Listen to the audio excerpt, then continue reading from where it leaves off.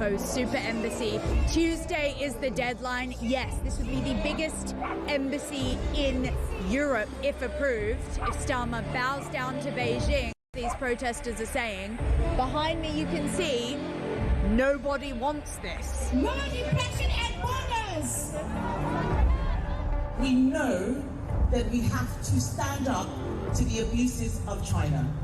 And what worries me is that we have a government right now that seems to be scared of China.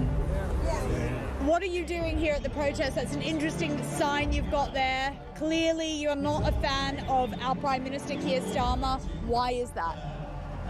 He's kowtowing to the Chinese government, right? A dictator regime. Robert Jenrick defected to Reform yesterday. He called the Conservative Party and Kemi Badenoch a leader with no backbone. She's obviously shown up here today and done a speech. It's kind of unprecedented to have that sort of flagrant support. What did you think about her speech and her backing this?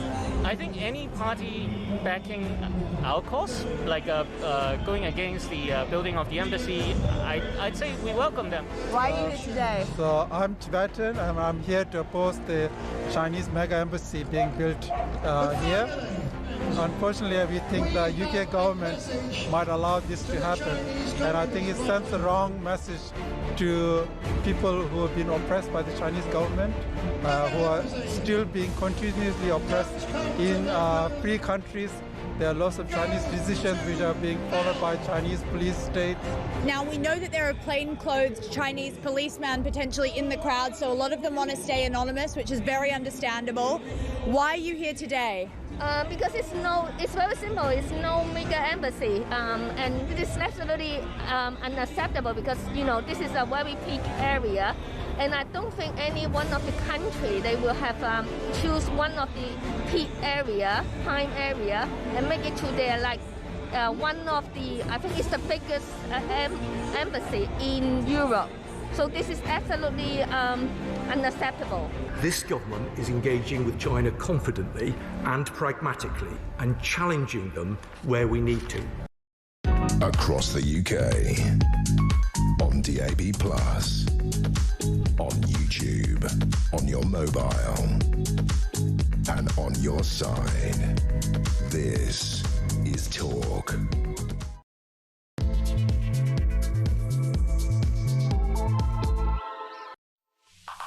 Well, a very good morning. This is Talk. I'm Peter Cardwell. It's great to be back on Saturday. I'm here between now and 12:30 today. There's loads to discuss today and tomorrow. I'm here on Sunday too, between 10 and 1. So loads to discuss, including what President Trump said. Lots of people still want to talk about that, and that's absolutely fine. It's my show, but it's your show too. We'll talk to a veteran a little bit later on about his thoughts on Donald Trump's comments on the NATO troops and the UK troops in Afghanistan not being near the front line, really. Another big issue, the Chagos Islands. We're going to see a pause now in this legislation. It's gone through the House of Commons. It's about to go through the House of Lords. Should we give the Chagos Islands away? What will Starmer now do if this is a matter of international law? Of course, the thing he holds so incredibly dear. And also the role of Donald Trump in our politics, because with the Chagos Islands, he's been very robust about that. He's been very robust about Greenland, and that's affected us too this week. It's also been very robust about those comments in regard to Afghanistan and UK troops there. So should Starmer push back against Trump? What do you think? Should Starmer stand up for us, stand up for the troops? Maybe he's done that. Maybe you think that. What are your thoughts on all of this? 0344 499 1000 is the number to call. We're also talking about a number of other issues too. Pubs could stop showing football because of the Rachel Reeves tax raid. That is because the charges that the pubs have are to do with their rateable value. And if those rateable values go up, as so many pubs have been dealing with, 8 pubs a week in this country are closing, well then their subscriptions to TNT Sport, Sky Sports, etc. will go up in line with their rates. So your local could stop showing sports because it will go up to such a degree. We'll talk about Robert Jenrick, set to be made Reform UK's Chancellor position, Shadow Chancellor position. We'll be on our debate desk with James Bealby and Matthew Goodwin-Freeman. We'll talk about Chagos, as I said, and also custard-throwing activists vowing to go on a week-long week-long shoplifting spree in a plot to paralyse London. Could this happen in other cities too? We'll talk to Peter Blexley about all of that. It's also National Compliment Day. What is the best or worst compliment you've ever been given? The best compliment I was ever given was by a manager in this place who said that when there was breaking news and I was on air, his blood pressure went down, which I thought was a lovely compliment. What's the best insult you've ever been given? Keep them clean. The best one that was given to me, best insult ever, was when I was really angry when I was a kid at school. I was about 15 years old, and this guy said, "What are you going to do, Cardwell? Throw an essay at me?" Which was superb. We'll talk to Christine Jardine in just a second as well, the Liberal Democrat MP for Edinburgh West. 0344 499 1000 is the number to call. Get your voice on the air. You can text me at 72222 with the word talk in your text. You can tweet me at talkTV. Follow me at Peter Cardwell. Send me a voice note. We love voice notes. Less than a minute, please. Tech Up Dave will go through them and we'll play out as many of them as we can between now and 12:30. The number for voice notes, of course, 0344 499 1000. Same number for WhatsApp text messages and the same number to give me a ring. Get your voice on the air. Local elections, something people want to talk about as well. They've been postponed in 29 different areas. Whatever you want to talk about today, however you want to do it, contact me. Let's get your voice on the air and have a good old chat between now and 12:30. 0344 499 1000. Stay with us here on Talk. So, big breaking news last night. The Conservative Party in the House of Commons have played a bit of a blinder, actually, by putting a wrecking amendment trying to stop the Scours plan, the plan to give away our sovereign territory. Then we'd have to pay £100 million a year, 35 billion quid over a 99-year period to lease back the Scours Islands. It's a big ongoing political row. But what the Conservatives have done now, have put in an amendment saying, hold on a second here, there was a deal in 1966, a treaty between the UK and the US. That hasn't been dealt with, and actually the sovereignty of Britain over the Scours Islands hasn't been dealt with, and the Americans aren't happy, and until they're happy, this can't go forward. We saw President Trump this week saying it was a bad deal, it was a stupid decision, is something he said about the Scours deal. Let's just remind ourselves about how angry Kemi Badenoch was about this back in June at Prime Minister's questions against Keir Starmer. This morning, we heard that because of his terrible Scours deal, Mauritius is scrapping income tax. Why on earth should the British taxpayer pay for £30 billion for tax cuts in Mauritius?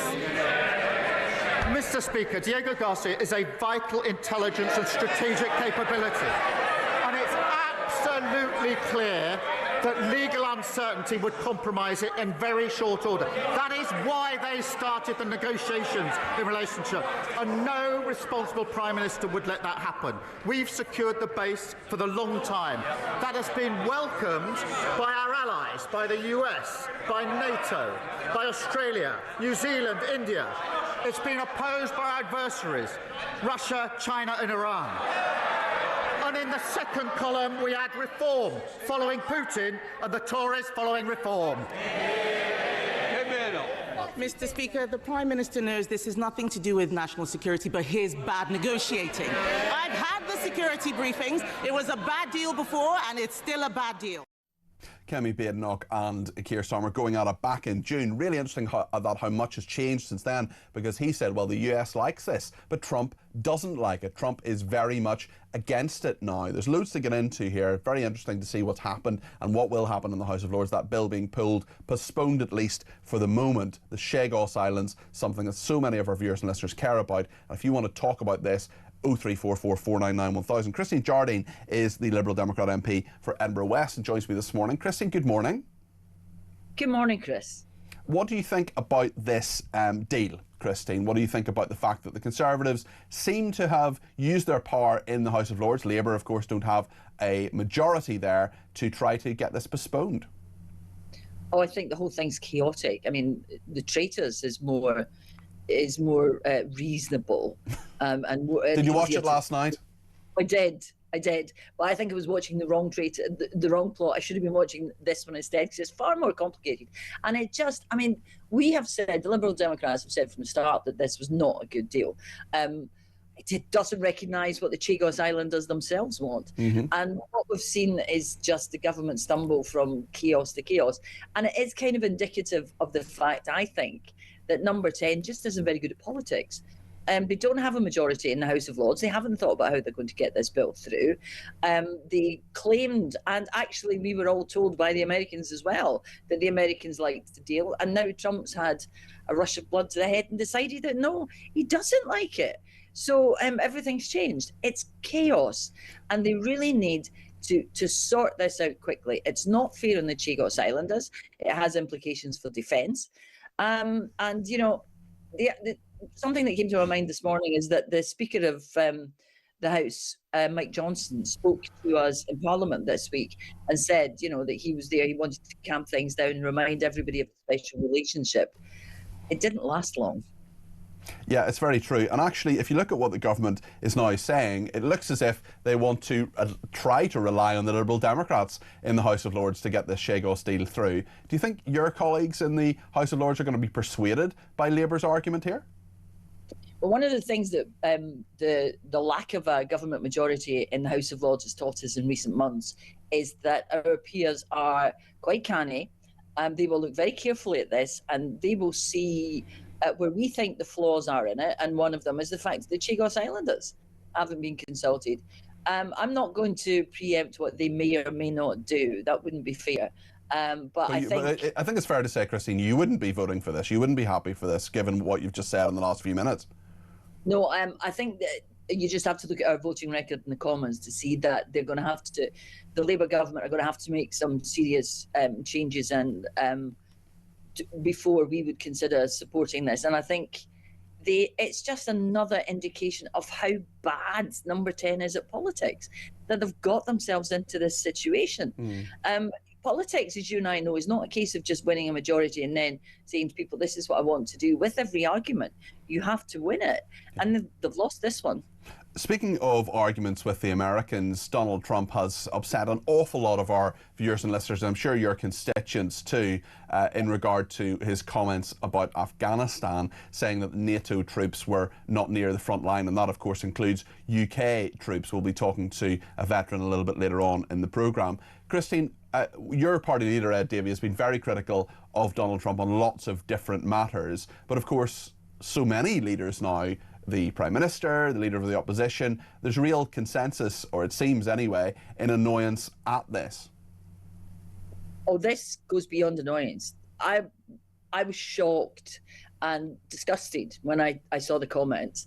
I'm old enough to remember when the then American President George W. Bush thanked us for backing Americans in Afghanistan and for standing with them after 9/11. We were one of the few countries who did. And that special relationship, which Mike Johnson talked about, is, you know, that was part of it. And what our troops went through in Afghanistan, the number of families who lost loved ones, or people whose lives were changed forever by the service in Afghanistan. And for Trump, who, let's face it, didn't actually serve in the American military, he managed not to be drafted, to denigrate them and to insult what they did and the service that they gave in Afghanistan is beyond anything. Let's just remind ourselves what President Trump said. This was a Fox News interview on Thursday.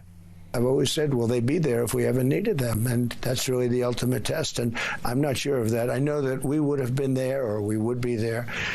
But will they be there? And let's hope that that never happens. We've never needed them. We have never really asked anything of them. You know, they'll say they sent some troops to Afghanistan or this or that. And they did. They stayed a little back, a little off the front lines. Do you think that if we look at all the politics that's happened this week, Christine, if we look at Greenland, and there seems to be some sort of deal there, which is good. If you look at the comments on Afghanistan, and particularly if you look at Chagos, essentially, there's a lot to this. It's complicated, as you correctly say, but at a very basic level, it's the Prime Minister wanting to do something, being told he can't really do it because of an international treaty and the Conservatives stopping that. But a lot of this is the American context to this. Do you think Keir Starmer is being pushed around by Donald Trump? I think Donald Trump's lost the plot and is trying to push everybody around. A friend of mine actually said to me that she couldn't sleep the other night for worrying what Donald Trump was going to do next and try and interfere with next. We have a serious problem with Donald Trump.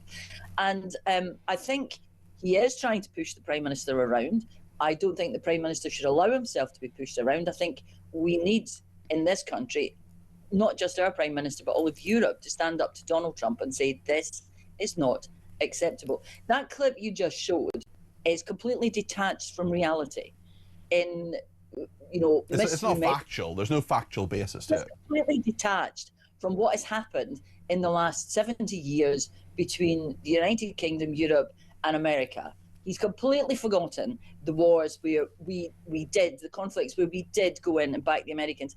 Most recently, we stood beside the Americans. Rishi Sunak helped them, when they supported Israel against Iran. I mean, that's less than 2 years ago. So what on earth is going on? It was only over the summer. Yeah, you're absolutely right. Can I just ask you two quick things before you go, Christine? One is about the local elections. A number of our viewers and listeners really annoyed about these 29 cancellations, postponements, however you want to call it, of these local elections which have been agreed this week. There might be a 30th one. I just wonder from your perspective what you make of it, because reorganisation of local government isn't perhaps the sexiest of topics, but nonetheless the government argues it has to be done, and it can't be done if there are elections to those bodies. What do you think? Well, I think people are entitled to be angry that they've lost their vote in these elections and that the elections aren't happening. There is a way to do local government reorganisation. There is a way to make sure that it's efficient, but this isn't it. And it's another example of the government somehow not thinking through the implications of what they want to do. It's not acceptable. Local elections in this country and the devolved elections in Scotland and Wales have been disrupted. They were disrupted, a lot of them last time round, because of COVID. Now, that was unavoidable, that was acceptable, it was wise, but this strikes the public as being trying to avoid defeat by cancelling the elections. Now, that may be right, that may be wrong, but it's the perception that it creates, and it undermines trust, and it's a silly move. Final question, Christine. It's National Compliment Day. I think they just make these things up. I don't think they're an actual thing at all. It's probably some marketing campaign behind it. But what's the best or indeed worst compliment you've ever received, can you think? Probably the best compliments have probably been from you, Peter. Oh, you. Any of them off the top of my head. Not to worry. I did once at the BBC who told me that I don't know how he judged this, but he said I'd put together the best news bulletin he'd seen in a while, and I didn't like to tell him that I don't actually make the news, I just report it. Very good, excellent. Yes, well, that's very nice. Christine, thank you, yeah, thank you for coming on. You always come on, you always tell us your thoughts. We don't always agree, but that's okay, because we can disagree without being disagreeable, including with Liberal Democrats. The Liberal Democrat MP for Edinburgh West is Christine Jardine. There are lots of people getting in touch about all sorts of issues. Dan in Kent says, morning Cardi B. Morning Dan. If a US president came out and said the war in Afghanistan took 5 out of 7 US military personnel, then we wouldn't have taken it so personally. But this is no ordinary diplomatic president. This is Donald Trump. Ultimately, the message is the same, and NATO without the US would see the Russians racing from the east like they did in 1945. European leaders need to show professionalism right now.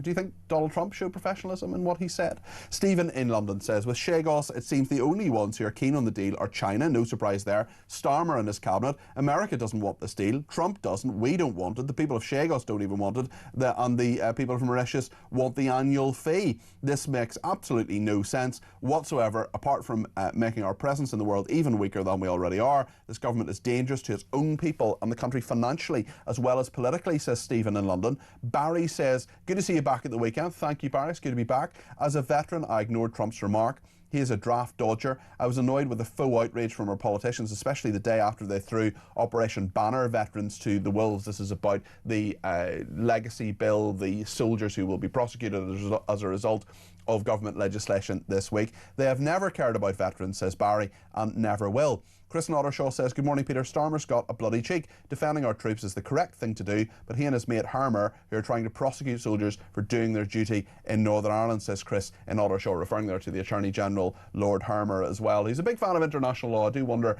how they feel about the treaty with the US in 1966 in regard to the Chagos Islands. Margaret in Birmingham says, we normally heap praise on Donald Trump and well deserved, but he has to apologise for his comments, and I think today he will, and a personal letter to all the relatives should be written by the President.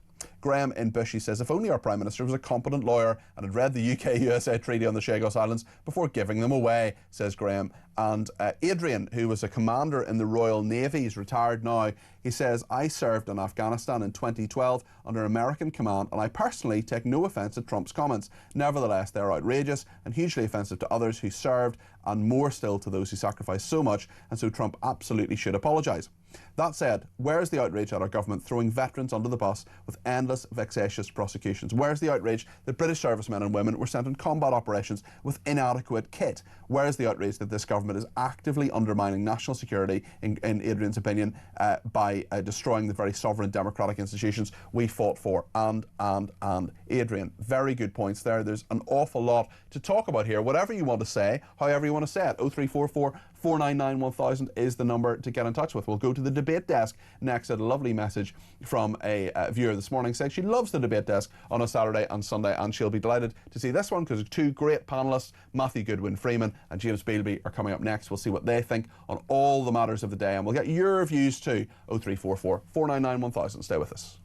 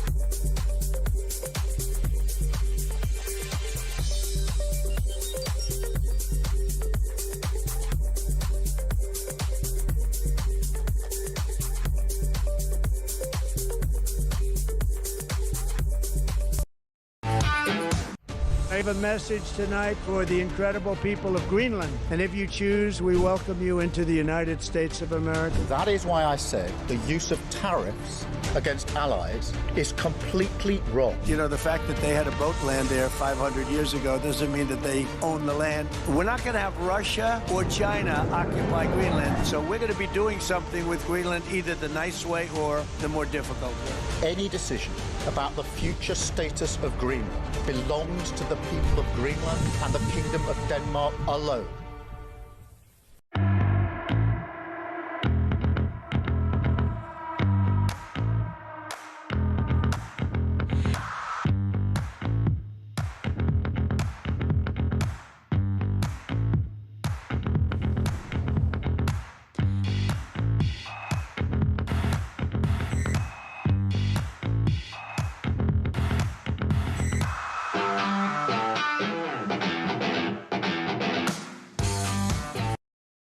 Across the UK, on DAB+, on YouTube, on your mobile, and on your side. This is Talk.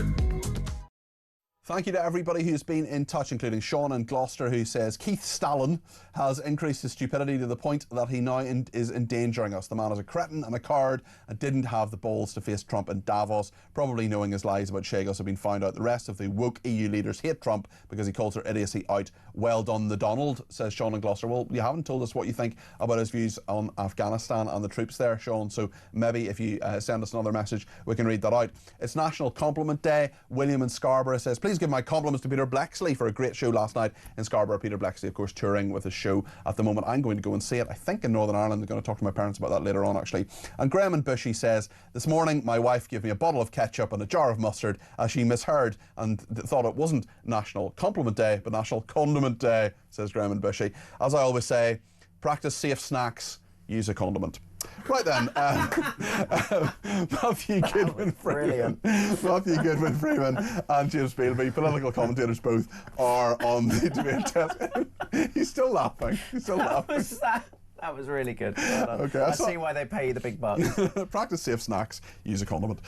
Matthew Goodwin-Freeman is a political commentator, as is James Bealby, and Matthew's also a local councillor for the Conservative Party in Harrow. And we're going to talk about the local elections before 11 o'clock at some stage, because there's an awful lot to talk about with that. Many people want to get their views in on that, and if you're one of them, 0344 499 1000, the number to call. I just want to bring us back to the Chagos debate and just remind ourselves of when this deal was signed a number of months ago. I think this was June, that Prime Minister's Questions, Kemi Badenoch and Keir Starmer had quite the contretemps, and it's interesting how much has changed since then. Let's just remind ourselves what they said.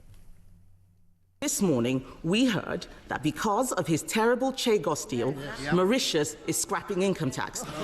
Why on earth should the British taxpayer pay for £30 billion for tax cuts in Mauritius?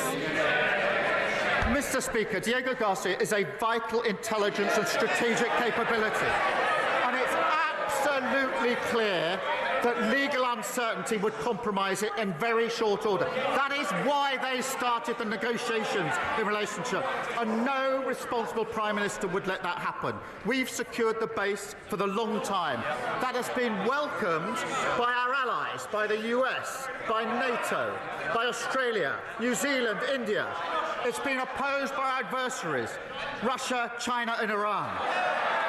And in the second column, we add reform, following Putin, and the Tories following reform. Mr. Speaker, the Prime Minister knows this has nothing to do with national security, but his bad negotiating. I've had the security briefings. It was a bad deal before, and it's still a bad deal.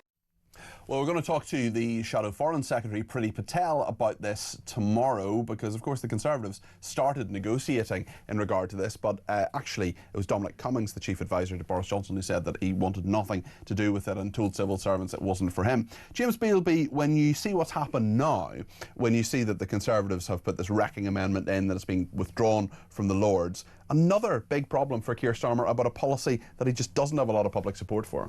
Potentially, yeah, but I think the Tories are acting fairly opportunistically. I mean, politics is about. Take the opportunity. It is their job to oppose, absolutely. But they had agreed this very same deal before the election was called. It wasn't quite the same. Well, we don't know, because they hadn't told the incoming government about what deal they had done. And as Keir Starmer said on the clip there, the UK interest would have been badly served by the uncertainty of continued legal challenge. If you look at the ICJ, International Court of Justice ruling in 2019, they said that it was an advisory opinion. It wasn't an advisory opinion, but they said that the UK should end its administration of Chagos as soon as possible because of the threat of legal challenge. So this deal gives that. But the legal challenge never came.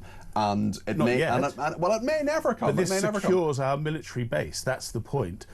If the legal challenge had come, we would have lost. So doing this deal means that we've got that base. You could still hypothetically do a deal after that and say we need a military base. We'll give them back and we'll comply with international law to do that. But actually, what the Conservatives are arguing now is that there is a treaty that goes back to 1966 that British sovereignty cannot change unless the Americans consent to that. The Americans haven't consented to that, so that would be a breach of international law by Keir Starmer. True, but on the other hand, you've then got the international law that was done by the UN, the ICJ. Yes, admittedly, it's only advisory. Yeah. But Trump also agreed this. It's only this week that he's suddenly realised that it's actually something he doesn't agree with. You can see the contradiction, James, can't you? You have a treaty, which is international law, which is there, which, OK, the Americans may have changed their mind, but they still don't agree with. And you have an advisory opinion, which isn't international law. It's an international body that says we should give the Chagos Islands to Mauritius. But it's not binding. We don't have to do it. So we're in a situation here where Keir Starmer doesn't have to do this. He may want to do it, but he doesn't have to.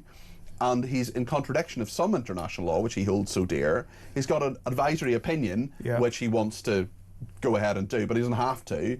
And we're in a situation where he would give 100 million quid a year to the Mauritians. They don't have to pay income tax, yet our taxes are going up. I mean, you can see why people are annoyed by this. Potentially, but why are the Conservatives only just discovering this now? And why are they using their inbuilt... Well, Labour are only just discovering this now. They're unelected in the House of Lords, and they're using that inbuilt majority to try and block something which has been supported by the House of Commons, which has the will of the people. It's an elected chamber. So to start talking about this now, I think is very opportunistic. Yes, of course, it's their job to be the opposition, but this is a good deal. This secures this base. In what way is it a good deal? Because the military base is secure. We have the base already. We have it already. But nothing. But the idea of doing nothing, the status quo, was not an option. Why was it not an option? Because of the 2019 Why was it ruling. not an option? Well, it's because of the threat of legal challenge. Well, it's a threat, though. It doesn't mean it happens, and it's been the status quo for 7 years. Had we had that threat, then we would have lost. That's the point. Not necessarily. It's an advisory opinion. But the argument is that why don't we just secure it rather than leaving ourselves open to some form of legal challenge, which we will likely lose, so your options, and then lose our military base. So your options are something that might happen but probably won't. Well, we don't know. Well, we don't know, yes, but it's a what if, versus what we know, which is there is this 1966 deal, and we have the base at the moment, and we're not paying £100 million a year to the Mauritius government, which then cancels income tax for people in Mauritius. So why did the Conservative government in 2022 start negotiating? I'm not defending the Conservatives. I don't think they should have negotiated at all. But why are they then saying, "Oh, this is wrong"? When they started they started this in motion. They're not the government. And had they won the election in 2025, they would still be doing it because they were about to sign the deal before Sunak called the election in July. Yeah, but there's a different. I mean, I'm not defending the Conservatives, but they will. Well, maybe they didn't know about the 1966 deal they've either. Suddenly just found out. Maybe. I don't know. I have no idea. I'm not defending them. Here's somebody who will defend the Conservatives.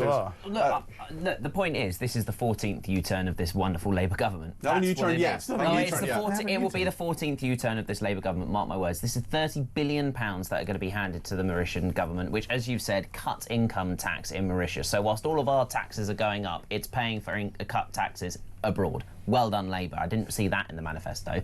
I agree. The Conservatives should never have started the negotiations. These are our military bases with America on British overseas territories. It's an advisory court. There is no reason why we have to listen to it. Also, the ICJ has no moral authority given its role in Gaza. So. Absolutely. There is no reason that we need to listen to it. And what I find hysterical is the fact that this week we've heard Keir Starmer talk so much about the rights of people in Greenland needing to be listened when America... It's really important. Exactly. When America says we want Greenland. But not for the people of Chagos, not for the Chagosian people who have been outside Parliament week in, week out. And I know that because I work there. They've been outside Parliament week in, week out saying they do not want this. They would like their territory to be kept and kept under British rule, not Mauritius, which is a close friend of China, which is a close friend of Russia, and we have seen where that goes. Okay. They don't currently live there, and why is that? Because they're expelled in 1971 by a Conservative government. They do not want the islands to be handed over to an ally of China. Do you not realise the stupidity of handing over these islands to an ally of China when this Labour government has just announced a super embassy in our capital city?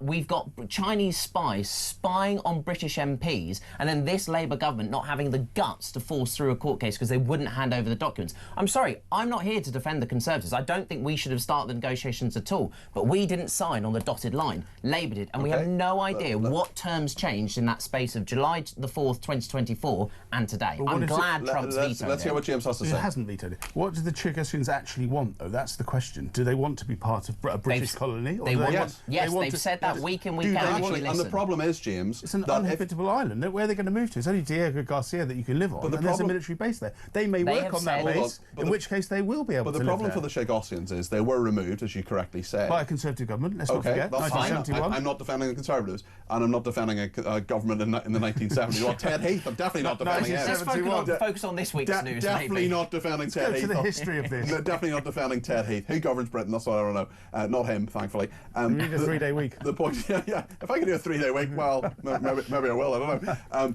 The point is that the Chagosians were removed against their will. Yes. Also, if you're in Mauritius and you're Chagosian, or indeed anybody in Mauritius who says that the Chagos Islands belong to Britain, you can actually be imprisoned since 2020 for that. So their right of self-determination isn't important to Keir Starmer, but the right of the Greenlanders is important to Keir Starmer. That is a fundamental contradiction. So would the Conservative government, if Conservatives were in government, would they give asylum to the Chagosians? Because I hope so. They would say you can come here. I hope they would.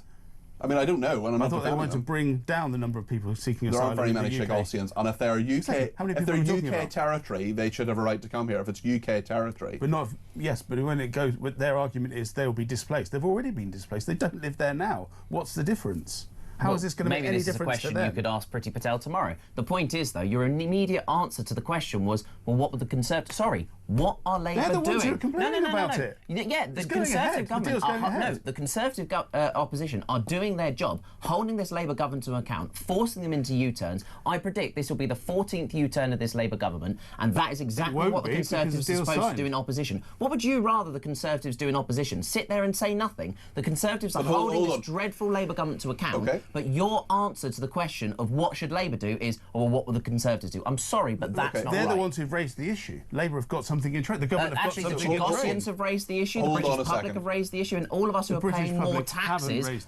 Well, I'm paying more taxes, and I don't like the fact that those taxes are paying for tax cuts in Mauritius. And that's so the British public feel the same. That is cause and effect. You don't know that that's the case. You don't know that. What, this £22 billion black hole that nobody can point to the evidence of? There's all these arguments about the haven't sent any money to them yet. But we will be. But how can they?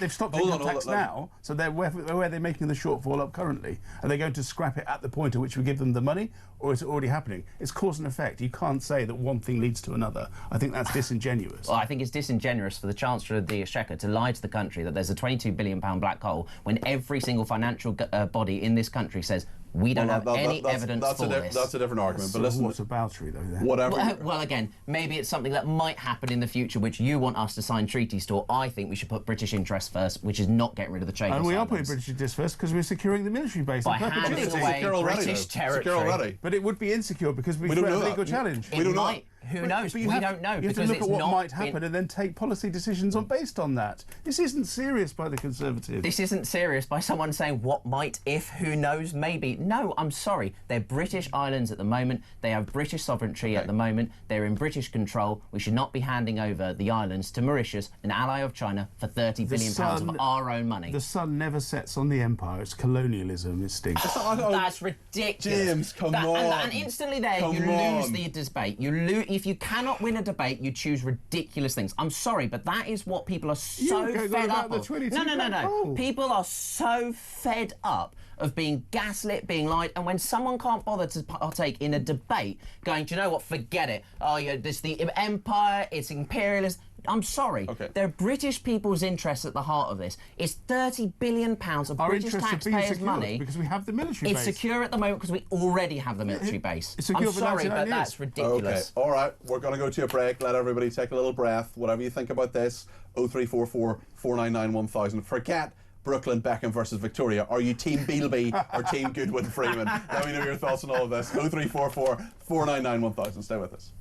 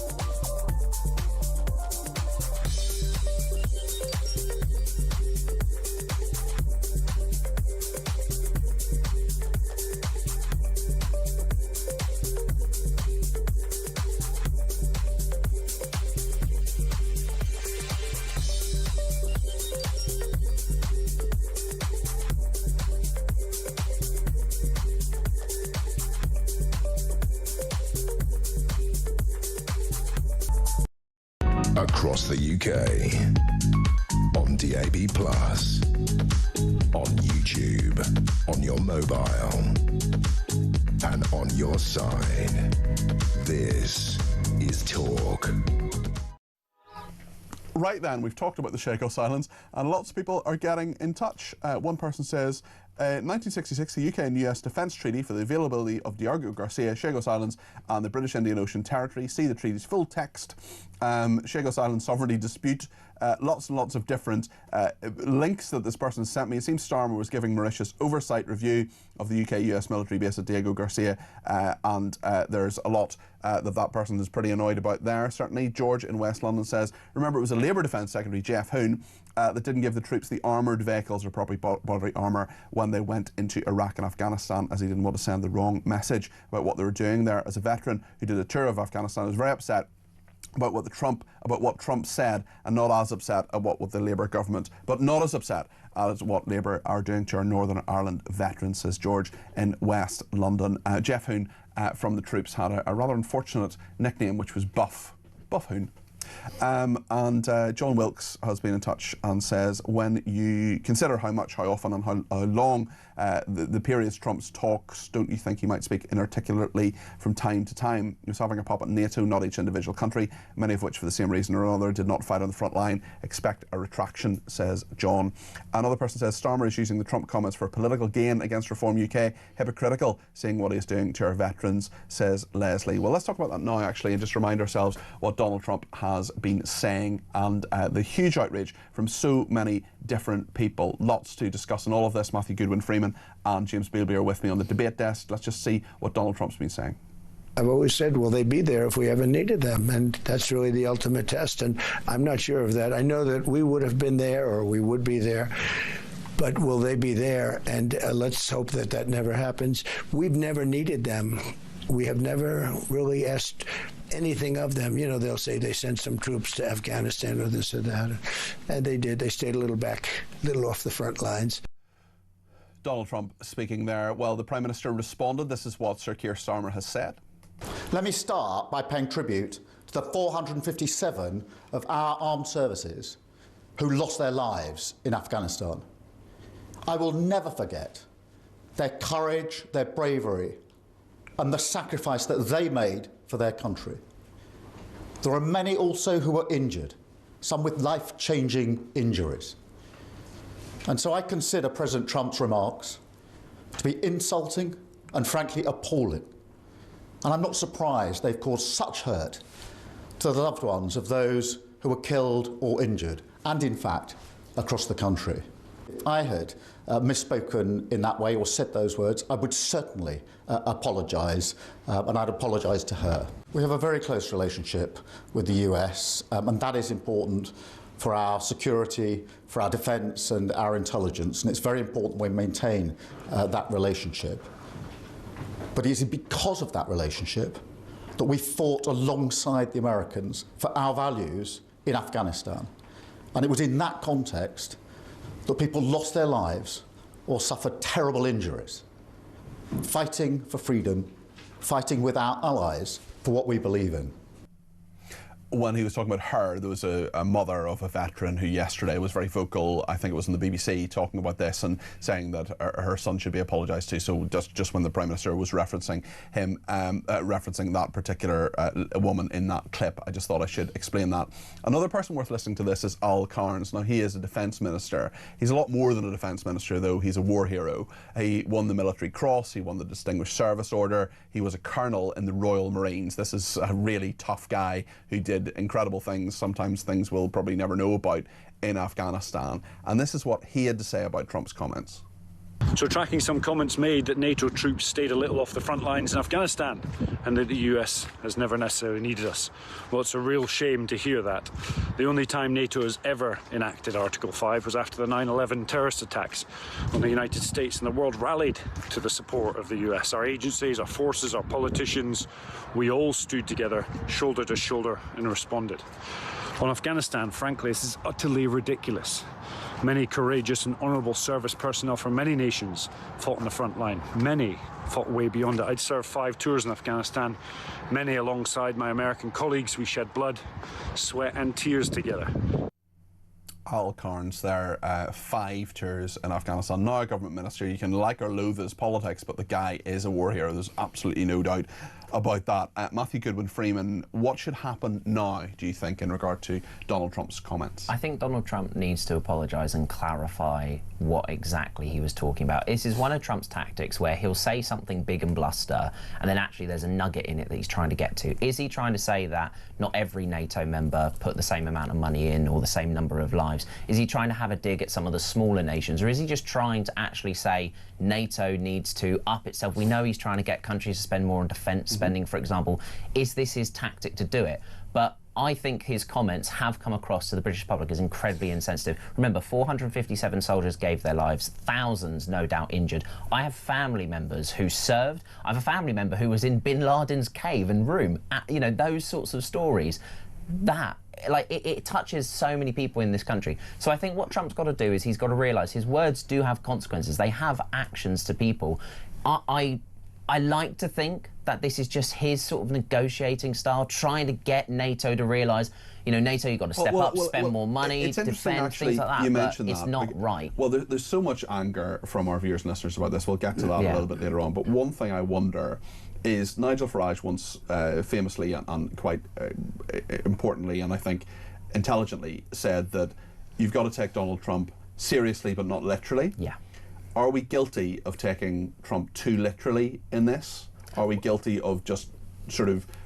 there's been a media frenzy around this. I've been part of that. I'm happy to represent the views of my viewers and listeners, my own views as well. But are we going too far in this? Should we take it seriously? Well, I think this is the point. I mean, he is Trump the president, after all. Trump has said for the last however many years that other nations have to up their spending on defence and military other than always be bailed out by America. Look at how he's almost thrown the Ukraine peace negotiations under the bus because he wants countries to stand up more. Europe now is taking more of a responsibility and more funding. So maybe that's what Trump's doing with these comments, saying that NATO needs to be upping its game, but we as one of the largest ones in NATO obviously feel that more. And there have been so many people, we'll be talking to some of them later on, who have sacrificed so much for that. James? Yeah, I think you're possibly guilty of, I agree with everything you say, but I think you're probably guilty of ascribing too much intelligence to what Trump said. I don't think he's a keen student of history. He probably doesn't know what actually happened or care.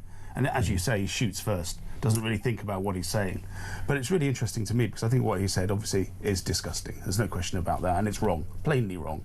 And the comments around Cairns there about Article 5 and 9/11, Britain did stand shoulder to shoulder, the only NATO country to do that at that point with the US. So I think it's totally wrong. And he probably will say, oh, I never said that, and backtrack at some point. But we shouldn't forget this. And I think the idea that we've never been needed is totally wrong. However, it's no surprise when Trump says something terrible, but when it's about our veterans and people who served, in the Queen's uniform as was, we suddenly get outraged about it. But what about all the other appalling things that he's done and said over the years that Nigel Farage has excused and said, oh, that's just Donald being Donald? They were okay. And him saying, oh, we should take them seriously but not literally.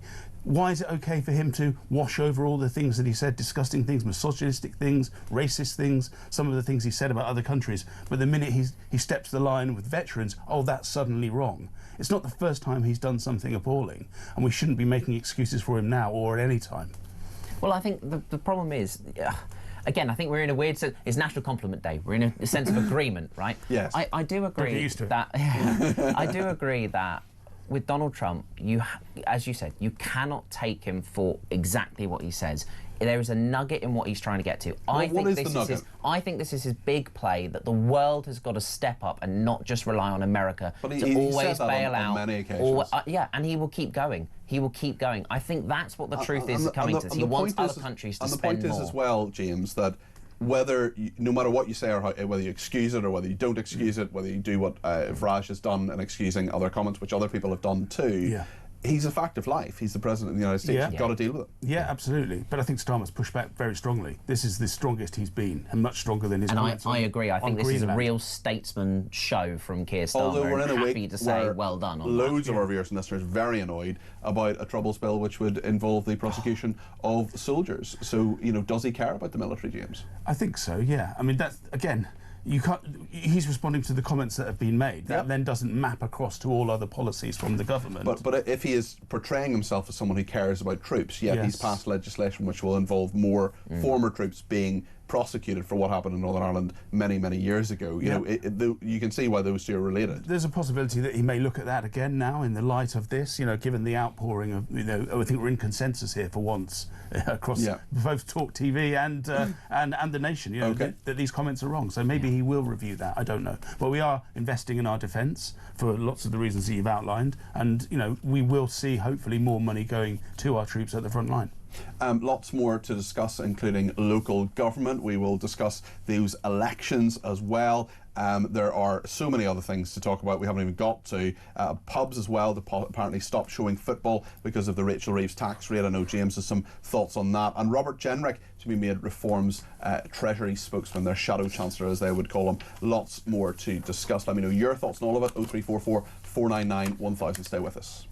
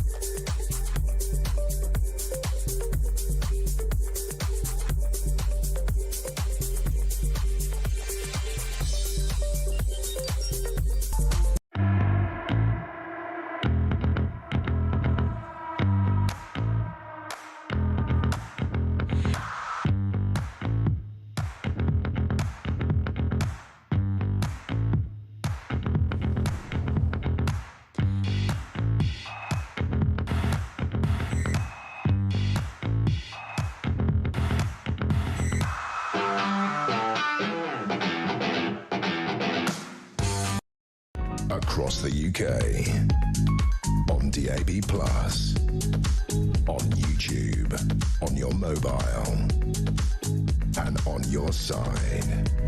This is Talk. I want to talk about pubs now with our debate desk regulars, Matthew Goodwin-Freeman and James Bealby. Great to have you on the programme as always.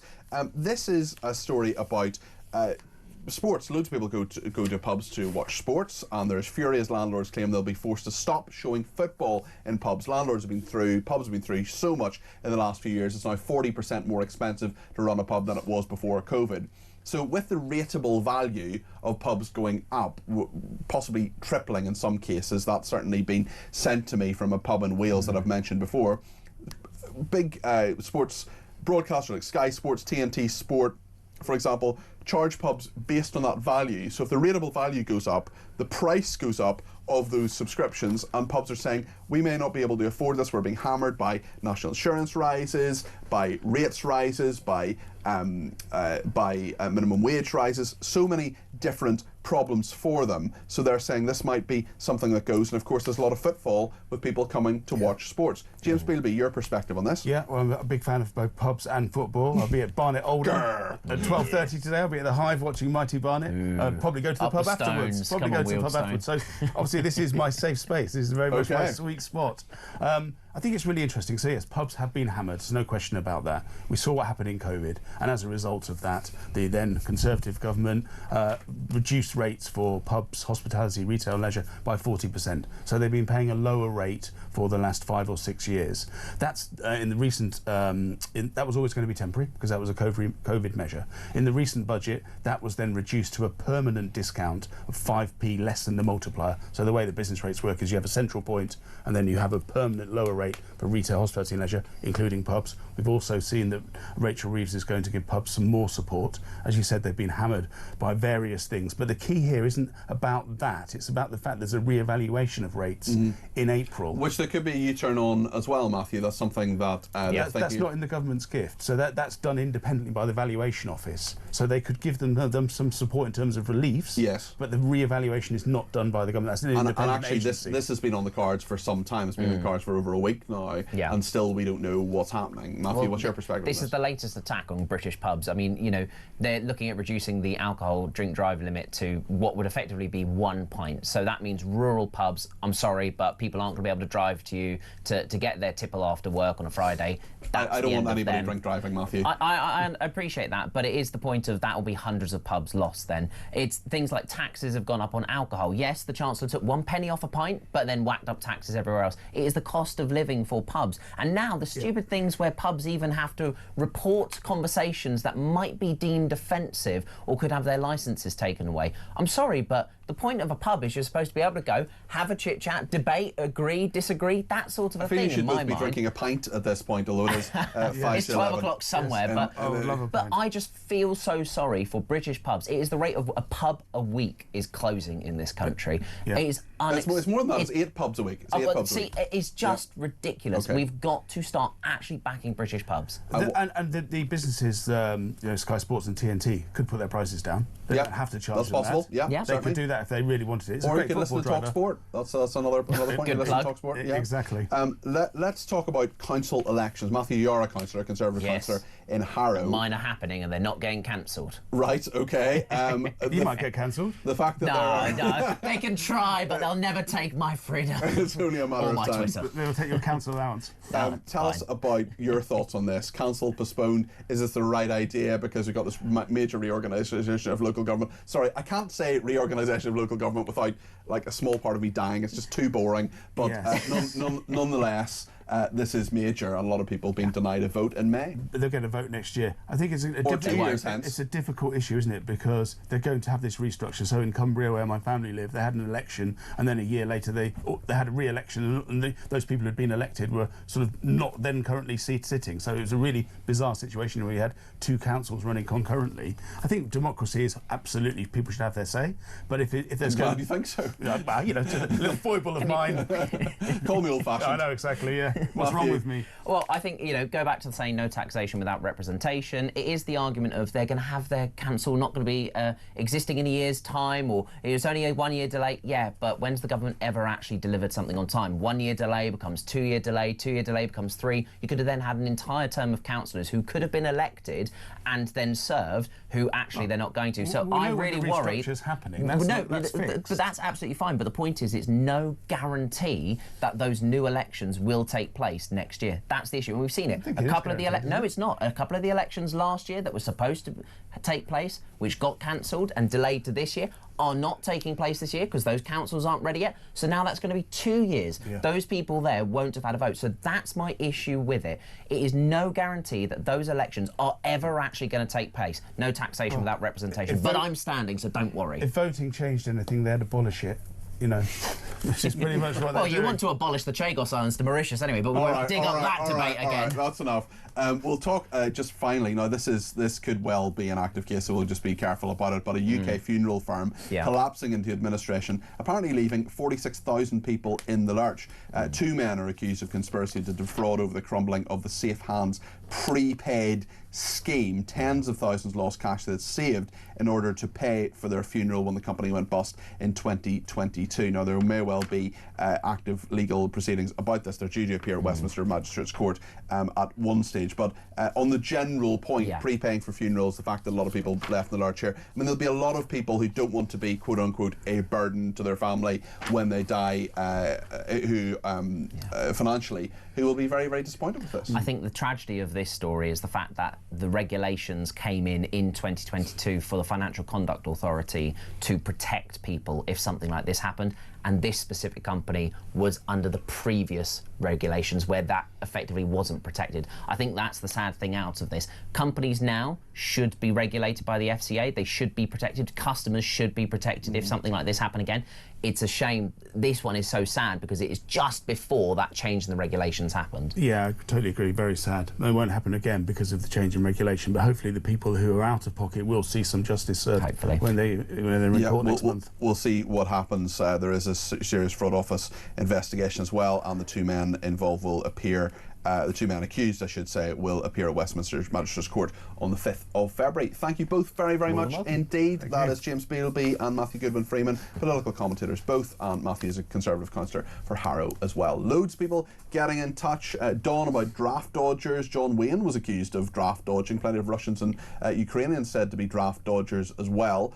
Lots of people talking as well about Trump and Scours, and Nick in Loughborough says, morning Peter, the point about Scours is that we own it, and regardless of what Starmer's precious international law states, we simply can't ignore it as we should. We haven't ignored international law before, we have ignored European Court of Human Rights before. That has happened. People say it can't happen. Well, it can, and it has. Prisoner voting, for example. Loads to discuss. We're going to talk about the Scours Islands next. Simon Diggins is a retired British colonel. He's a defence analyst who served our country in many different theatres of war. We'll talk to him. We'll also talk to Vanessa Kalu, who's the Chagosian lead of Friends of the British Overseas Territories. We'll have a chat with her. Whatever you think too, we'll make sure we get some calls, text, tweets and voice notes on 0344 499 1000 is the number to call. Stay with us.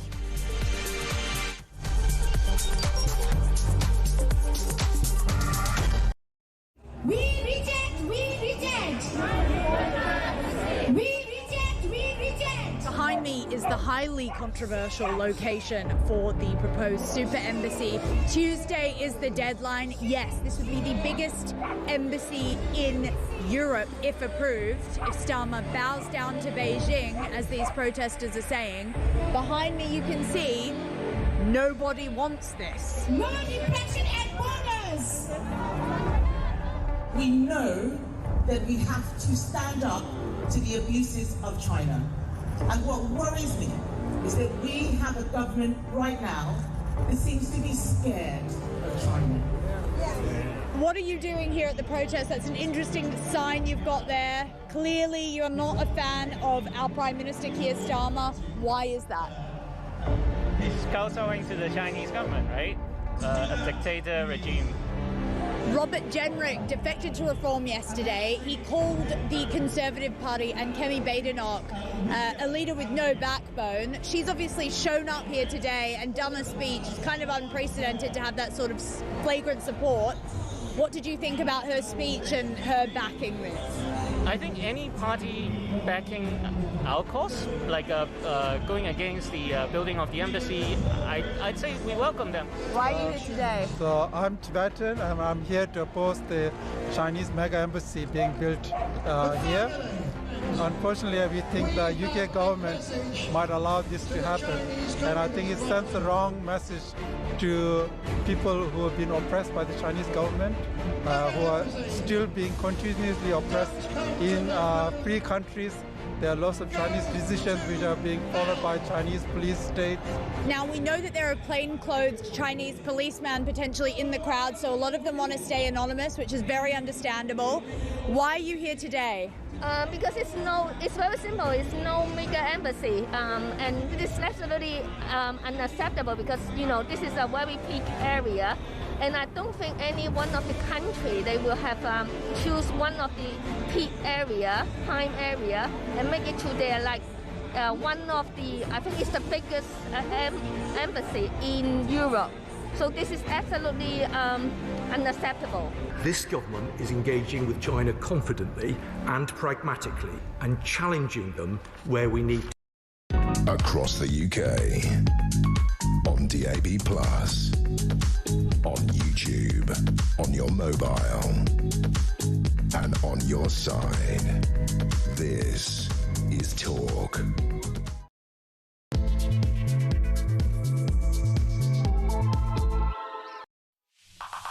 Well, a very good morning. This is Talk. I'm Peter Cardwell. Back on the weekends. Great to be with you. Thank you so much to everybody who's been in touch. We'll get to your calls, text, tweets and voice notes very soon. We're talking about the Scours Islands. Huge, big problem for the government coming on Monday because they're going to have to withdraw the Scours bill.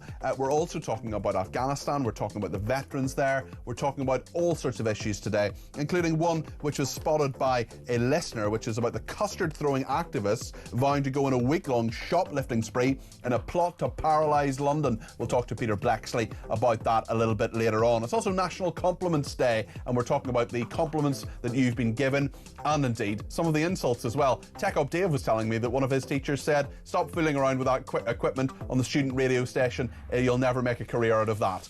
Yes, I was often told I spoke too much and I should stop talking and focus on my work in school as well. So that was proved wrong on both counts. Anyway, loads to discuss today. I want to discuss it with you. 0344 499 1000 is the number to call. We'll take as many calls, text, tweets and voice notes as we can between now and 12:30. You can text me 87222 with the word talk in your text. You can tweet me at talkTV. Follow me at Peter Cardwell. Send me a voice note, less than a minute, please. Some of those coming up in a second. 0344 499 1000. We will also take calls, of course, on that number, and WhatsApp text messages coming through too. Loads to discuss between now and 12:30. Make yourself part of the conversation. Give me a ring. 0344 499 1000. Stay with us here on Talk. Well, there's a really interesting political row going on. It only started last night, and do you know what? I was heading out the door actually after doing Drive yesterday. It was about 8 o'clock, and I'd stayed on to chat to a few people, and then I was heading out the door, and I got this message from a producer saying, "Hold on a second, look at what the Conservatives are doing with the Scours bill, a wrecking amendment to go in, making clear that actually there's a treaty between the US and the UK in 1966 that was signed, and perhaps that hasn't, all the negotiation hasn't happened there, so they've got to at least delay this. Could be another U-turn by the Labour government. It's a fascinating problem. We'll talk to a couple of great commentators about that in just a second, including the Chagosian lead for Friends of the British Overseas Territories. But I just want to remind ourselves about when this first became an issue, really in about June, and at Prime Minister's questions around that time, Keir Starmer and Kemi Badenoch went at it. Here is what they said to one another. This morning, we heard that because of his terrible Chagos deal, Mauritius is scrapping income tax. Why on earth should the British taxpayer pay for £30 billion for tax cuts in Mauritius? Mr. Speaker, Diego Garcia is a vital intelligence and strategic capability. And it's absolutely clear that legal uncertainty would compromise it in very short order. That is why they started the negotiations in relation to it. And no responsible Prime Minister would let that happen. We've secured the base for the long time. That has been welcomed by our allies, by the US, by NATO, by Australia, New Zealand, India. It's been opposed by our adversaries, Russia, China and Iran. And in the second column, we add reform, following Putin, and the Tories following reform. Mr. Speaker, the Prime Minister knows this has nothing to do with national security, but his bad negotiating. I've had the security briefings. It was a bad deal before, and it's still a bad deal. Kemi Badenoch talking about the Chagos Islands there. We're also asking, in the broader context of all of this, should Trump push back? Should Trump be pushed back against by Starmer because of everything that's going on with those Afghanistan comments? We'll come to that as well. I want to speak to Simon Diggins now. He's a retired British colonel. He served in Afghanistan. He's a defence analyst. Simon, great to talk to you as always. Tell me your thoughts on this Chagos bill. The Conservatives seem to have pulled the rug from under Keir Starmer on this. Peter, good morning to you. Morning. And I hope they have. This was an extraordinarily bad deal. I mean, the argument about legal certainty or not is a very, very fine one. A court has produced a opinion which is therefore not legally binding, and based on that very, very flimsy basis, Starmer and his international lawyer cohort sought to remove our sovereignty. Our sovereignty over those islands is completely clear. It's not threatened in any way whatsoever. What we also now clear, because it's come out, is in 1966 the US and UK signed a defence agreement which made it clear that as far as the US is concerned, it will always be a sovereign British territory, and on that basis they will take and use those islands. So there's been a sort of fundamental shift, I think, in the situation as more information has become clear. It was never a good idea in the first place. The deal which the Starmer government negotiated was basically hand the base over to the Mauritians and then pay them for the privilege of having the base handed over to them, was always a disaster. But the legal arguments upon which they seem to base it appear now to be falling apart as well. So I hope that's the end of it. I doubt it is, unfortunately, but I would hope it will be the actual end of it. This interesting development was unexpected. Vanessa Kalu is the Chagosian lead at Friends of the British Overseas Territories. Vanessa, is this a chink of light for you? Could there be some form of difference? Maybe the policy will be reversed. We're probably quite a long way from that, but what do you make of this, Vanessa? Good morning, everyone. For the Sagosian, the Prime Minister, UK Prime Minister, didn't mandate to give away our land, our sovereignty. He's doing a wrong thing. So it's really, really disgraceful that Donald Trump, the President of United States, need to get involved to make him pause what he's doing. For the Sagoshan, he's not respecting the self-determination. He needs to, there will be a U-turn, I believe, because he's doing something wrong. He's not mandate. The public of UK never vote for that Prime Minister to give away British land and ignore self-determination of the people, the Sagoshan people who are British citizens. Okay. Simon, do you think that this could lead to a full U-turn? It would be nice, wouldn't it? I hope it would be, and forgive me for not properly recognising the very strong interests of the Chagosian people themselves. I think there's a lot of kind of personal stake involved in this one. It's part of it. Some of the people who've been around Starmer, people like Philippe Sands, Lord Herman, the Attorney General, have got a sort of personal stake in the what they see as the overarching sanctity of international law. So whether she's able to climb down as easily as he perhaps ought to be, maybe somewhat moot itself. But I hope it does, because it makes no sense in terms of geopolitics, strategy, and indeed our own resilience that we should hand over this island to Mauritius. And we need to find a way properly, acknowledging what they just said, to look after the interests of the Chagosian people themselves, who, as you rightly said, are British citizens. Simon, you served in Afghanistan. You were a colonel in the UK Army. What do you make of Donald Trump's comments? I mean, to say, the dismay, disgust, complete shock, frankly. I mean, the level of ignorance is almost staggering. It's sort of a cartoon version of history, a cartoon version of it, but it's simply not true. 457 British soldiers died in Afghanistan. Over 2,000 were seriously injured. And that's not counting those who still kept bearing the wounds now, both physical and mental. And all the families of those who lost their lives or were seriously injured, all of those who were affected. 158 Canadian soldiers also died. And that's another country that Trump has been threatening recently. I mean, the man really has kind of lost the plot with this one. I think in exchange for a piece of political theatre on Fox News, which is effectively his own TV channel, he's basically insulted NATO allies. And I think really just tells us something really very important about where we now are. If everyone has no doubt whatsoever that we now need to be strategically autonomous, resilient in our own way, then those comments tell us everything. He may probably apologise. We may wring an apology out of him, but we actually know what he really thinks, and we should go with what we understand he really thinks. That's the way he thinks, and nobody, this is the interesting, nobody around him, Pete Hegseth, J.D. Vance, nobody around him obviously has any influence over him and say, actually, Mr. President, you don't talk about our allies like that, because that's clearly not the attitude and the kind of ethos of the establishment he's created in America. So sheer dismay, but actually wake-up call, please, for ourselves about how we must now treat President Trump and indeed America more broadly. Simon Diggins, Colonel Simon Diggins, retired British Colonel and Defence Analyst, thank you for joining us. Just Vanessa Kalou's the Chagosian lead at the Friends of the British Overseas Territories. Vanessa, what do you think should happen now in all of this? What is your appeal to Keir Starmer? My appeal for Keir Starmer that he needs to do a U-turn and start engage with our First Minister, Mr. Mandarin, the government in exile. This is really important that he start engaging, because the British people don't trust Keir Starmer. That's why the President of United States, Trump, don't trust him. Otherwise, he's supposed to start to engage with the Sagoshan. The people matters. We need to what the people want. This is what he's supposed to process.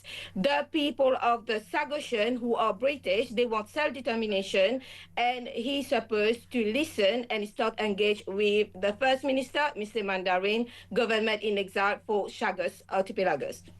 Thank you very much indeed, Vanessa Kalou there, Chagosian lead at Friends of the British Overseas Territories. We also heard from Simon Diggins, the retired British Colonel and Defence Analyst. Lots around today, and actually just those two stories I think go in parallel to some degree, where you have the United States President slagging off NATO heroes, including UK heroes who often gave their lives, their sometimes limbs, mental health, many people injured both physically and mentally, are still dealing with the scars, both physical and mental, of Afghanistan, and the Chagos issue as well. There's a lot that Trump is involved in our politics, and I wonder whether you think Starmer should push back against Trump, or should we listen more to Trump? It's very interesting.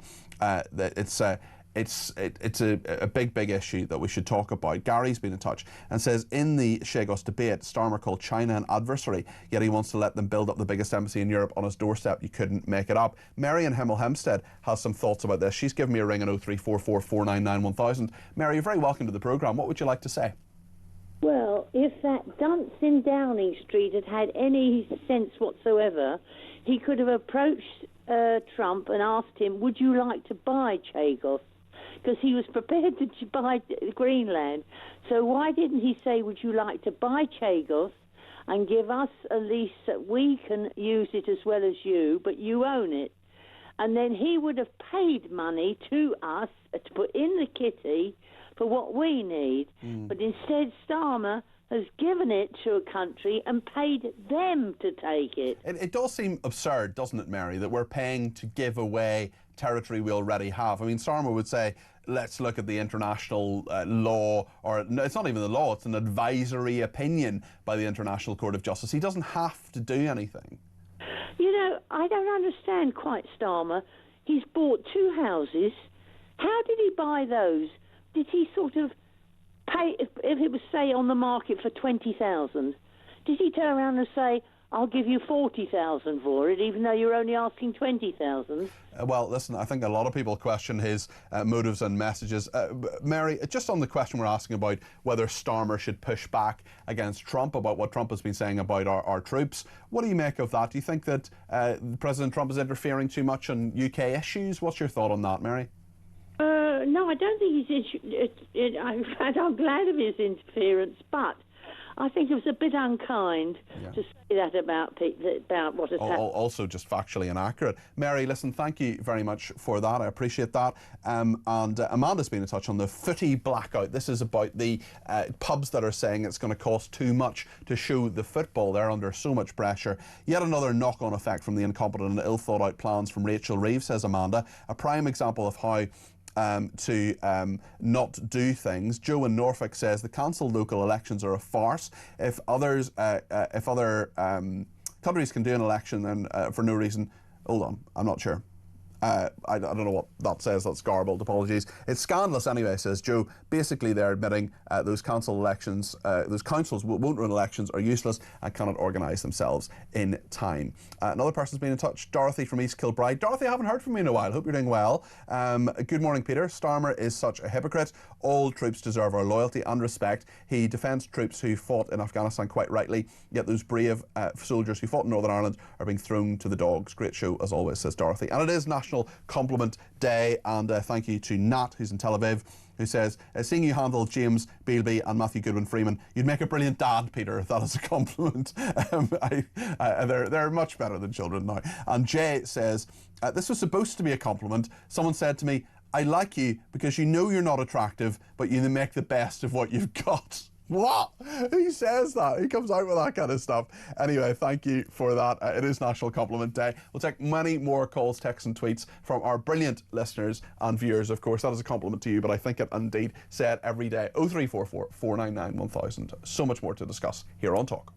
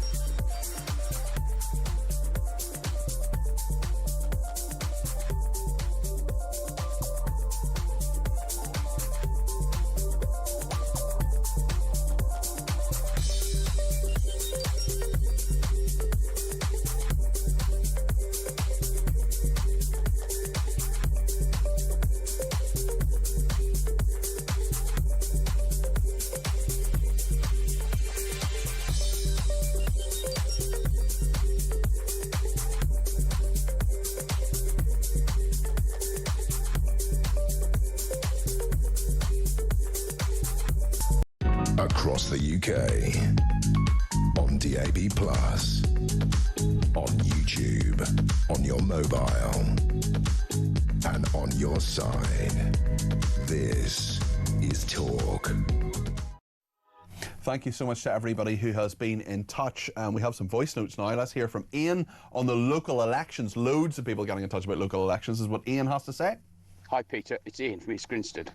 Talking about the local elections, I think the Conservatives have missed a huge trick here.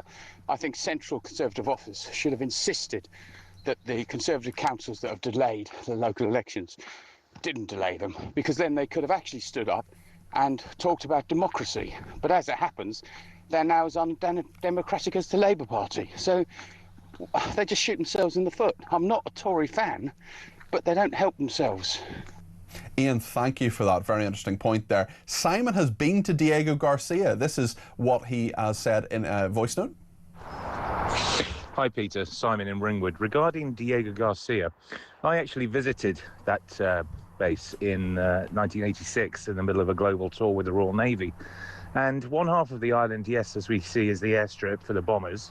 It's also the dockyard, and it's also the accommodation, you know, with the PX, as the Americans would call it. The other half of the island is exclusively for the NSA, National Security Agency, and in essence, it's essentially a massive listening station. And there's no way on earth the US administration, any administration, would sign off on a deal which Starmer has done. Furthermore, the panelist seems obsessed with following the ICJ advice. And what happens if we don't? And what happens if there is a court case? And what happens if the UK loses it? Who's going to take the islands off us? Let them try. It's a very good point. I mean, what is the consequence, actually? And it's an advisory ruling as well. It's not even a ruling. Jane has been in touch about Trump's comments. This is what Jane says. Good morning, Peter. I just wanted to comment on the Donald Trump insulting our soldiers in Afghanistan. That's one thing, but Keir Starmer standing up there and saying it's outrageous when he is taking our veterans to court is completely disgusting. He needs to really think about what he says and when he says it. Thank you to Roger in Hounslow, who says if any other previous president had said what Trump did, no one would have batted an eyelid. However, Starmer and his goons hate Donald with a passion and are looking to discredit him, says Roger in Hounslow. Roger, I just don't agree with you on that. I think we would have all picked up on it, no matter which American president has said it. Dave says, morning Cardi P, Trump's comments were vile and ill-judged, but MPs coming out in criticism after voting to repeal the Legacy Act, it's just vile and ill-judged. We'll talk more about that tomorrow on my programme between 10 and 1. Dominic, I think, has a slightly different view on this. He's given me a ring from Dorset on 0344 499 1000. Dominic, you're very welcome to the programme. What would you like to say? Well, good morning, Peter, and good morning, Colonel. I was a soldier as well, actually the Irish Guard, so saluting you now, sir. I just think that there's a nuance here that people haven't picked up on. I did see what Trump said on Fox News, and he talks about the Europeans. He did not mention the UK. And you have to remember, and I lived in America for 5 years, the Americans think of Europe as that big continent, and they think of the UK. We are Europeans, though, whether we like it or not. I don't want to be seen or thought of as a European, but we're in Europe. No. My point is that Americans think of Europe as that continent and the UK as separate. So when Trump said Europeans, I believe that he meant the Europeans, not including the British. That is just a nuance that no one seems to have picked up on. Well, I'm not trying to defend him. I'm not trying to defend him. And by the way, plenty of Dutch and Danes, Danish soldiers and French soldiers did die in that war. And therefore it was an insult to the Europeans, of that there is no doubt. But I'm fairly certain, were he to be pressed on this subject, that he would tell you that he was not including the UK, who everybody knows was hugely involved on the front line with the Americans. And I just think this is by the way, I think Starmer coming out and lashing Trump on this point was to get one in against Trump lashing his deal in the Chagos Islands, which actually I think is probably going to have to fail, given the public outcry and indeed now the attention of the Americans. Very interesting thoughts on that. I wonder what your thoughts are, particularly on, Dominic, on this bill that the government has pushed through this week. Lots of people talking about prosecuting former veterans, including those who've served in Northern Ireland particularly, and actually questioning whether Starmer is sincere when he stands up for our troops and our veterans particularly, given that more of them will be prosecuted as a result of his government's actions. Well, I think it's all part of the mission that the Matrix Chambers had, which is Jerry Blair, Tony Blair, of course, Herma, Starmer, and the rest of these human rights lawyers. They've all had a mission to undermine, essentially, the institutions of great states and countries, particularly in the UK, of course. I've no doubt that there is a line to be drawn underneath all the activity on both sides of that Northern Ireland troubled period, and it is absolutely outrageous to start raking up old coals. And by the way, what does it tell our soldiers that are serving now in various parts of the world, in particular the SAS, who have to do things that we don't really know about and shouldn't probably know about? Yes. And you're taking the teeth out of the army if you do this. Okay. And as an old warrior, I can tell you, I think this government is probably the worst I've ever known.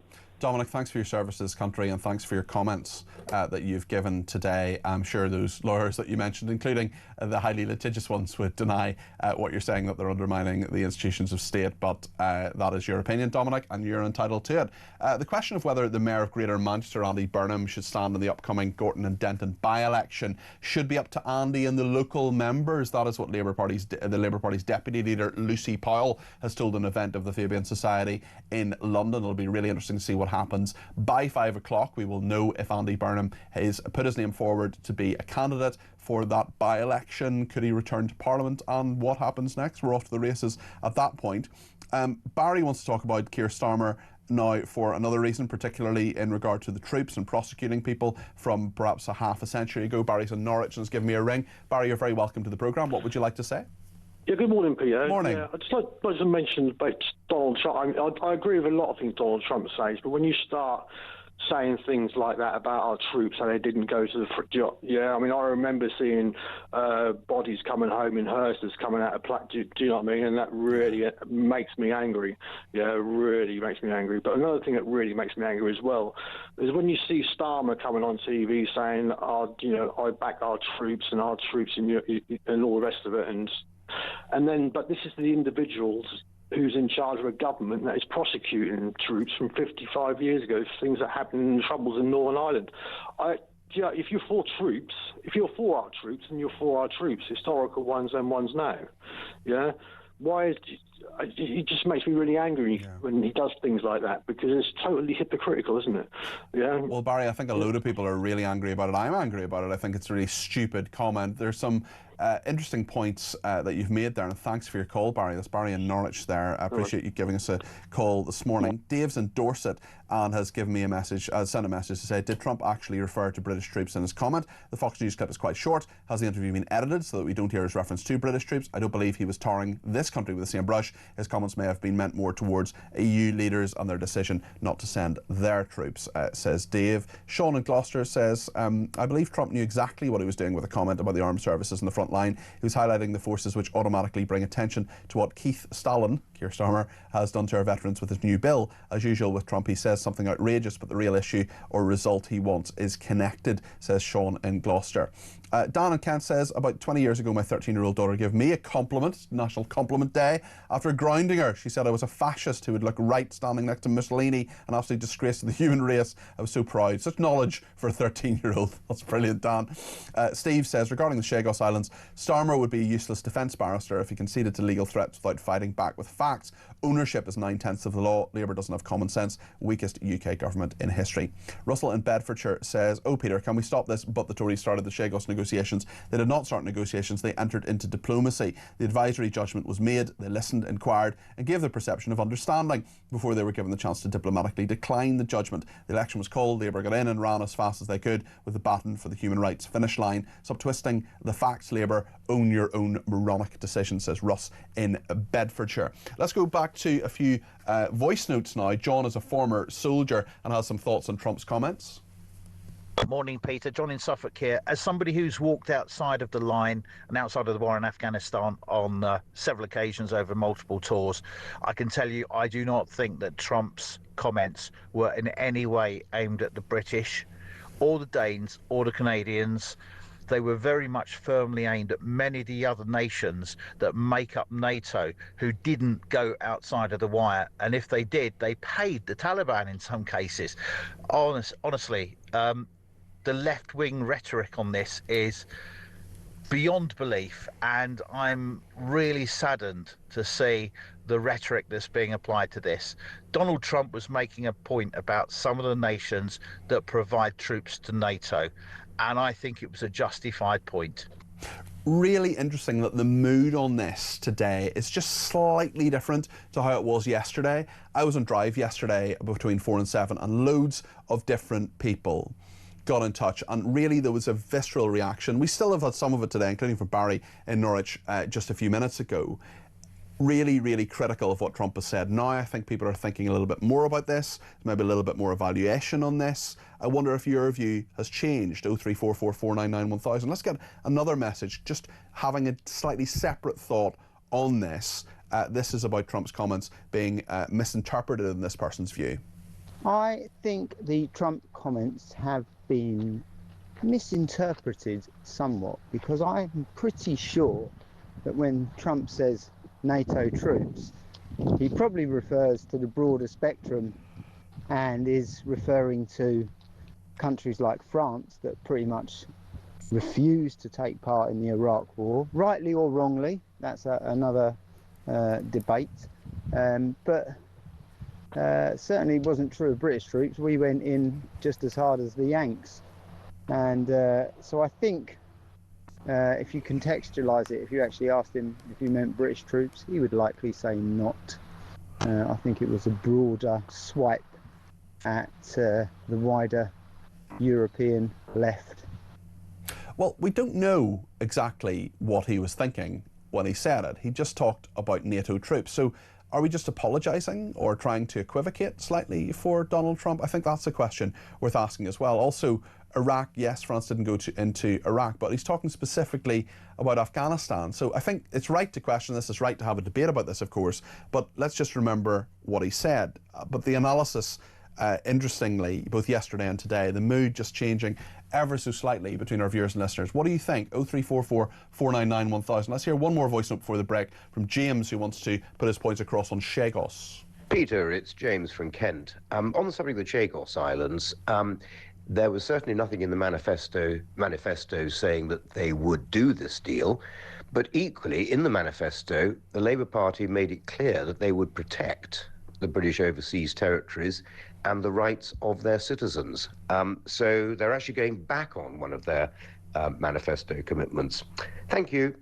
Thank you very much. Very interesting point there. Sharon in Staffordshire says, morning Peter, what about all these people who've come over from the Chagos Islands and Mauritius to the UK for free when Starmer did this deal? Are we going to send all those people back, says Sharon. Betty says, who gives a damn of his challenged UK had nukes and the SAS grow a pair of balls? See, he's admitted it's about the colony. I'm former oppressed member of the colonies and I'm sick of them. That is talking about what James Bealby was saying earlier on. Matthew Goodwin Freeman absolutely nailed it. Bravo that man, says Sean. What would make the Chagos Islands insecure? Ask your Labour lover that question, says Dave in Dorset. Well, he's not here anymore, I'm afraid, but he will be back. Dean in East London says the left love to bring up imperialism and yet never mention the imperialism of China. After it seems the UK has sold us out to them. Arthur in Oxford says, when you opened the conversation with James Bealby, you said to him, why have they done this with the Chagos Islands? He then said it's the same deal as the Tory side. You said not quite the same. And then he said, I quote, we don't know that. He literally contradicted himself. Play it back, he said it. I know he contradicted himself. I remember him saying that. He did row back on that slightly. Wayne says, good morning. Good morning, Wayne. Hope your day starts with a smile and only gets better from here. Take a deep breath, sip your coffee, and remember, you've got this today. It is National Compliment Day, and lots of people are being very, very nice, including Ellie. He's been in touch and says, I think she slightly misheard. It was a person who'd talked about someone who said to them, you know, you make the best of your not very good looks, which was someone else, not talking about my looks. But Ellie has nonetheless said, take no notice of your previous message about your looks. If I was 20, maybe 30 years younger, ... XX. Ellie, you're a woman of great taste because you've got your TV on and you're watching this show. Lots more to talk about, including with Peter Blaxley, about this bizarre story given to me, I should say, by a listener. And thank you for the person who sent this in. And, you know, we always do this. I always try to do as many stories as people send in if they're really, really good ones. In this case, it absolutely is. A woman called Kate told me about this one. Custard-throwing activists vow to go on a week-long shoplifting spree in a plot to paralyse London. We'll talk to Blaxley as well about pubs showing football. He's a big QPR fan, as we know. Peter Blaxley coming next. Stay with us.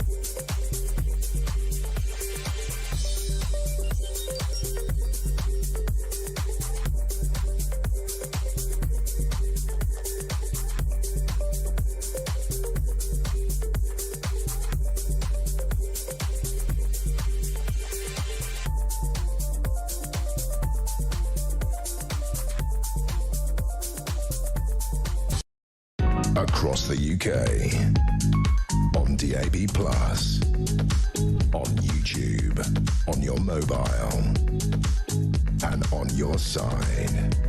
This is Talk.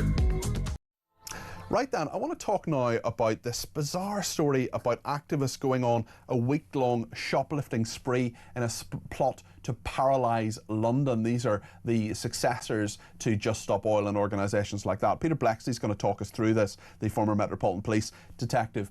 Peter, great to talk to you as always. Where do you find yourself today? I know you're on your big tour. Firstly, I must say, Peter Cardwell, you are a marvellous presenter. Oh, you. National Compliment Day. National Compliment Day. Well, actually, we have William in Scarborough. He says, please give my compliments to Peter Blaxley for a great show last night in Scarborough. And did you came back from Scarborough? You seem to be at home at the moment?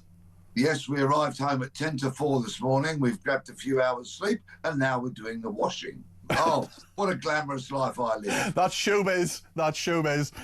My goodness. And where are you somewhere tonight on your tour? Are you playing tonight? No, I've got a night of vocal rest and we're at the Hawth in Crawley tomorrow night. Excellent stuff. The nationwide tour continues. Peter, talk us through these custard-throwing activists and their week-long shoplifting spree. What are they planning to do? Yeah, this will follow a depressingly familiar route that has been trodden in the past, particularly by Just Stop Oil.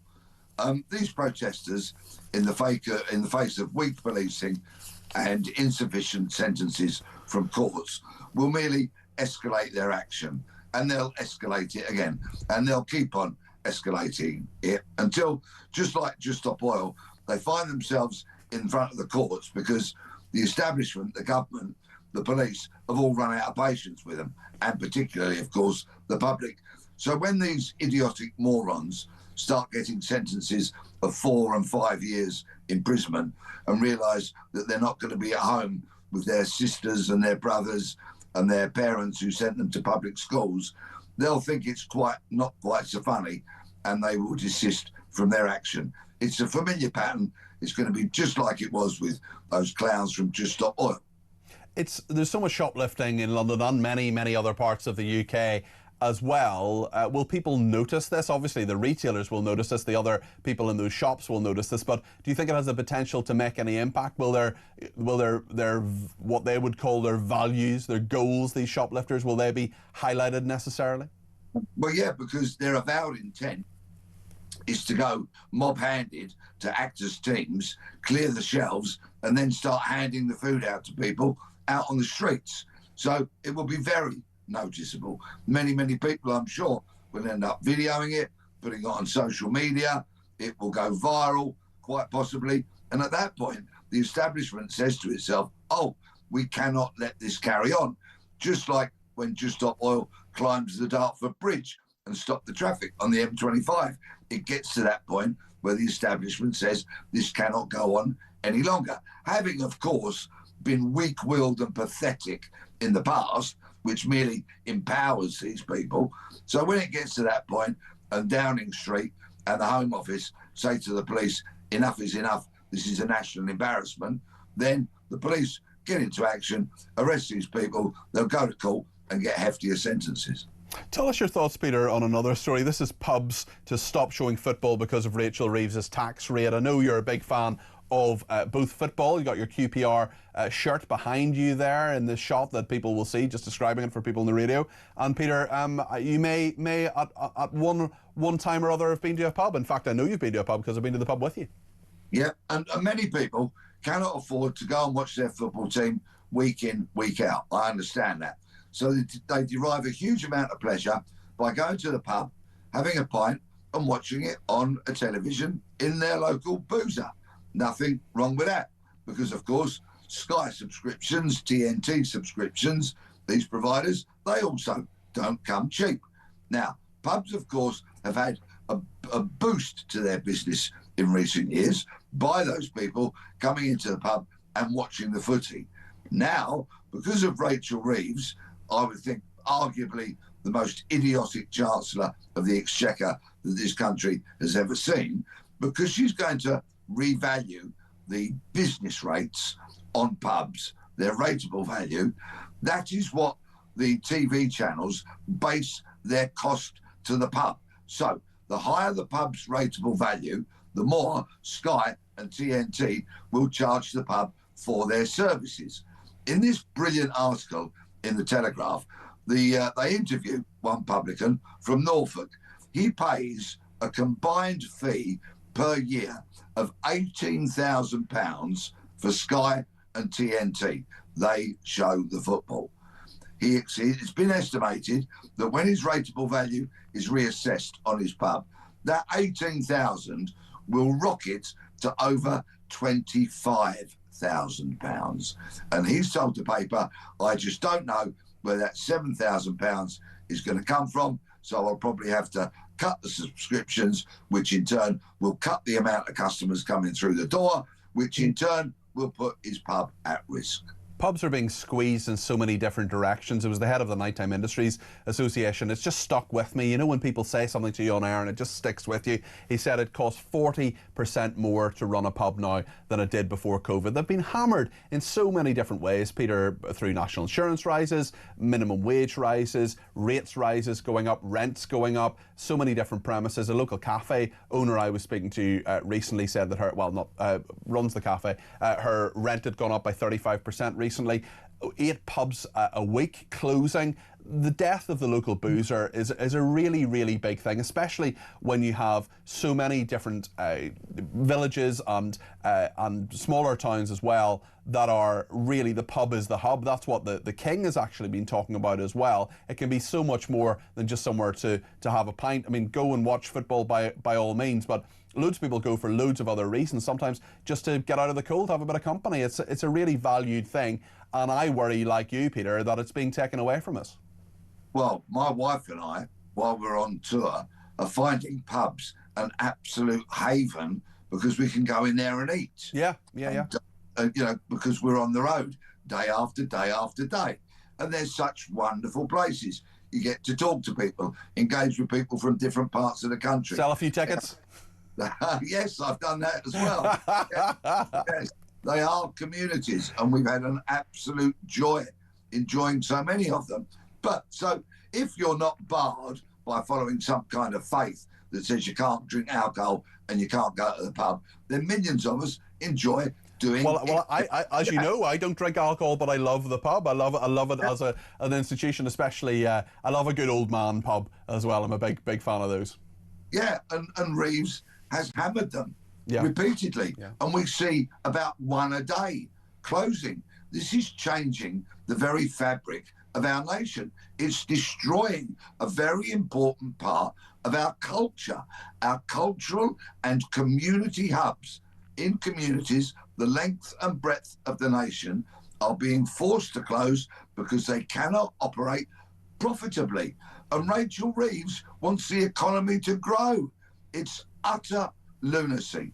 We must save our pubs, cut them some slack, allow them to make a profit and earn a decent living out of working very long hours, working very hard and serving their neighbourhoods. Peter, thank you for that. That's Peter Blexley there, former Metropolitan Police detective, who has such common sense on so many different issues, including pubs, of which he and I are both big fans. Mick in Wellington says, the Home Secretary wants to put policing experts into dysfunctional forces. Where is she going to find them, or will it be the best of the failures, academics, politicians and people who've never put a boot on the street about dedicated ex-cops like Peter Blexley and Mike Neville won't be asked? Another person says, what Trump is trying to say is NATO is useless. It's only us Brits that really help the Yanks. The rest of NATO is a waste of time. I disagree with you on that. I think there are many, many NATO countries, Denmark, for example, that have showed great bravery in fighting many, many wars. Andy says, morning, Peter. Does anyone know if America asked us for troops in Afghanistan, or do we volunteer them? Because that's a big difference. All the best. Well, what happened was there's this thing called Article 5 in the Charter of NATO, and if basically an attack on one NATO country is an attack on all, and it was triggered by America, so other countries had to come to their aid. Of course, the UK stepped up to the mark very, very quickly anyway, and probably would have helped in Afghanistan as they did in Iraq, even without Article 5 being triggered. But Andy, that's just a point of clarification on that. Ian says, could you limit the amount of airtime you give Starmer? My mute button is nearly worn out, says Ian. Paul says, Trump didn't actually diss the UK, he was referring to Europe. We're in Europe, I'm afraid. We are in the continent of Europe. But listen, we can debate that point in terms of who he was referring to, but not actually that we're in Europe as we are. We're not in the EU, obviously, thankfully, but we are part of Europe. We are not continental Europe, but we are in the continent of Europe. That is a fact. We all love Trump. It doesn't matter what case, what various people say. We love Trump more than career Starmer. Says one person. Brad says, what a pompous, disingenuous, opportunist card Starmer is. I just listened to his speech, I will never forget. Perhaps he would like to remember our veterans when they're sleeping on the streets. Perhaps he would like to account for his government's actions in chasing our brave soldiers who fought in Northern Ireland while allowing our terrorists to roam free. That's Brad in Cambridge there.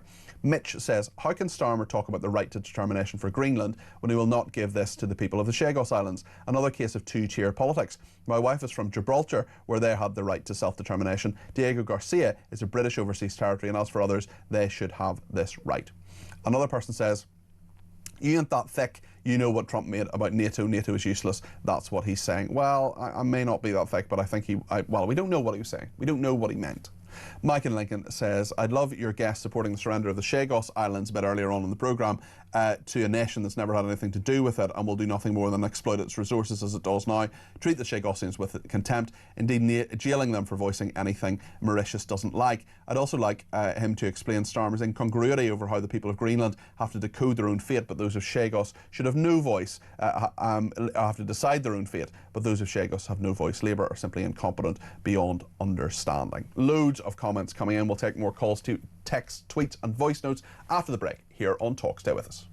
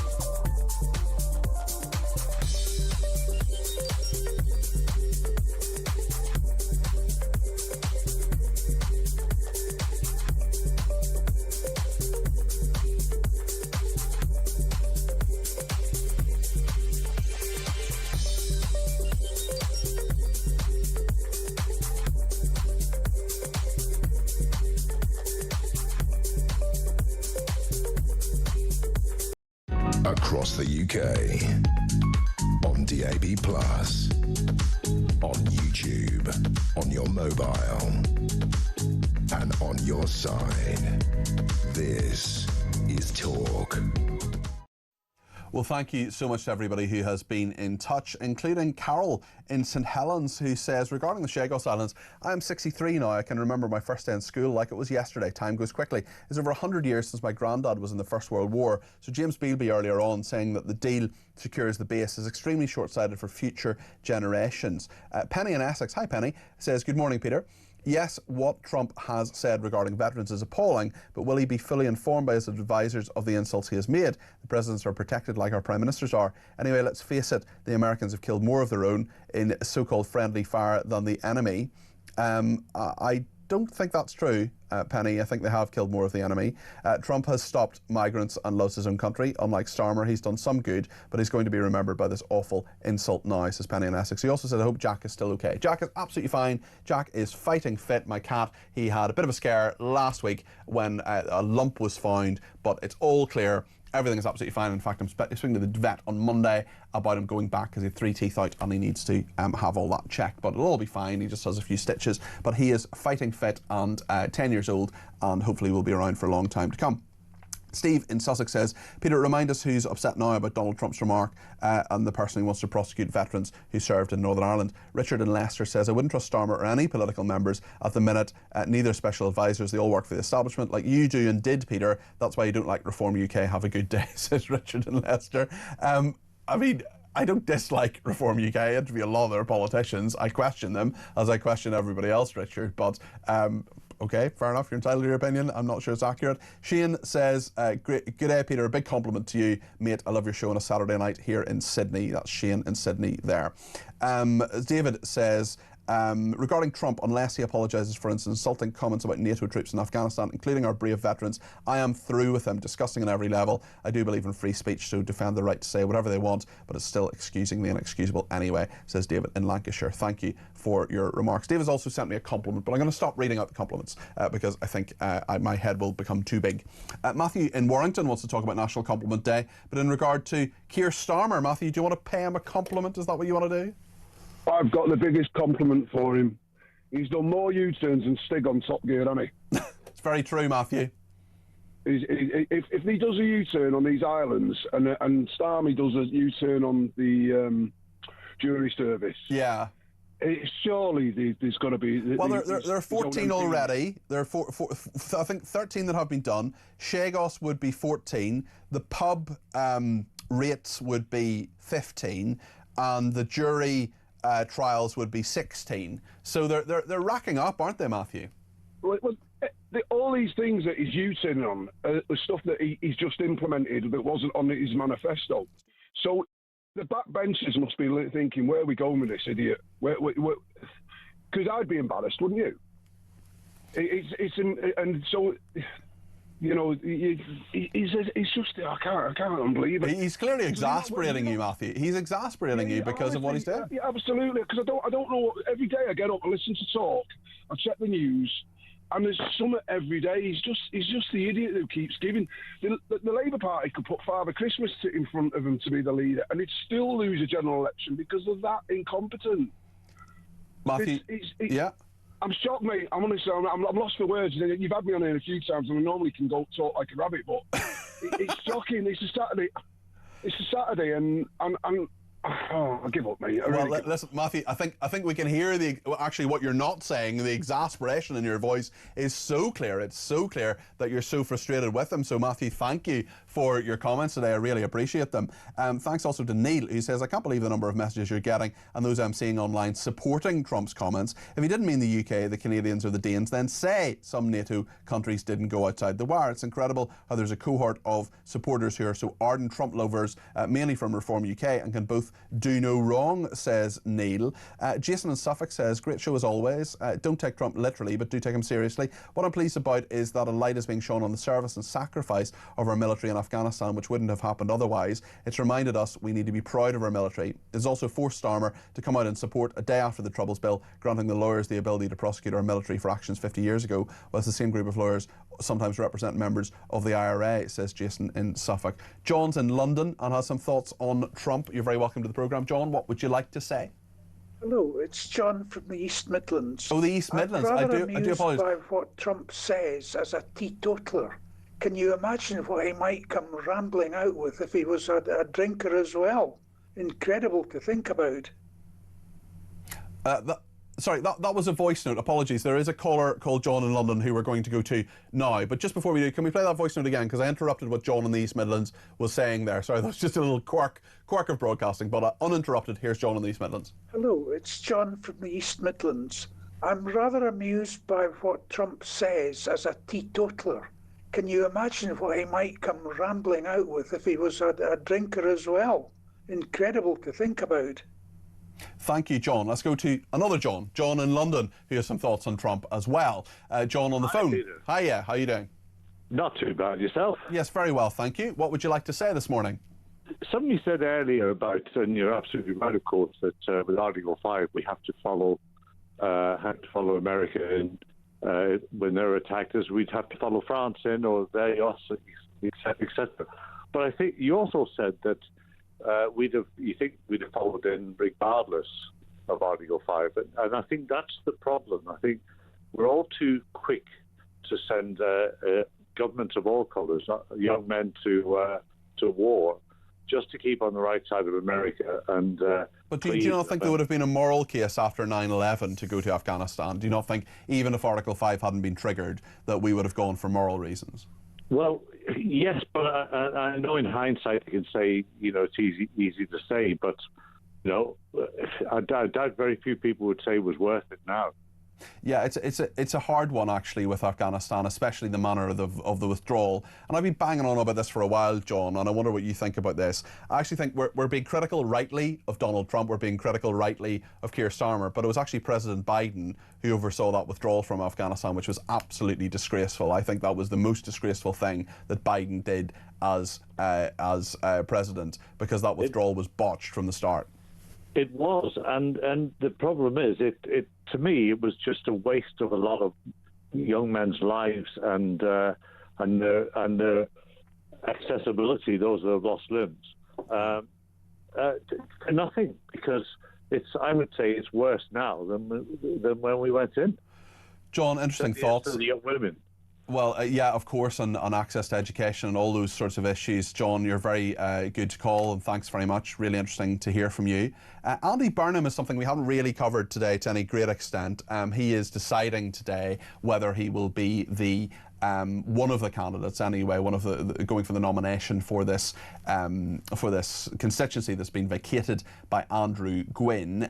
He has stood down, and Andy Burnham is thinking about it now. Will he know by 5 o'clock whether he goes ahead or not? But I want to cover it a little bit. Matt in Cheshire's given me a ring about it. Matt always has some common sense to offer. You're very welcome to the programme. Matt, what would you like to say?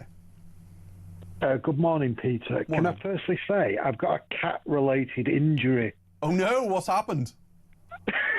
We've got a new cat about 3 months ago. I've got a partially black eye. A partially black eye from a cat? Yeah. Goodness me. Feisty. Absolutely beautiful new cat we've got called Gerald. Gerald, great. He just scratched me across, just underneath my eye. Oh no! That's luckily, it was my fault. It was my fault. I put my head too near him and spooked him. Right. So I've got like. Goodness me, Matt. That's not good at all. That's not good. Well, I hope you recover well from that. Your thoughts on Andy Burnham, someone who is perhaps less dear to you than Gerald? Yeah, I'm not that. Denton is not that far away from me, and I know that Reform have been pounding that area for quite a long time. Michael Crick was saying yesterday about what made it like those areas to be some sort of bohemian sort of. Yeah, a number of people took an issue with that. Yeah, they didn't think that was right. Yeah. There's nothing like that whatsoever. Denton's mainly sort of white British people, and Gorton is mainly sort of recent massive immigrant influx. Okay. Do you think Reform could win that constituency, Matt?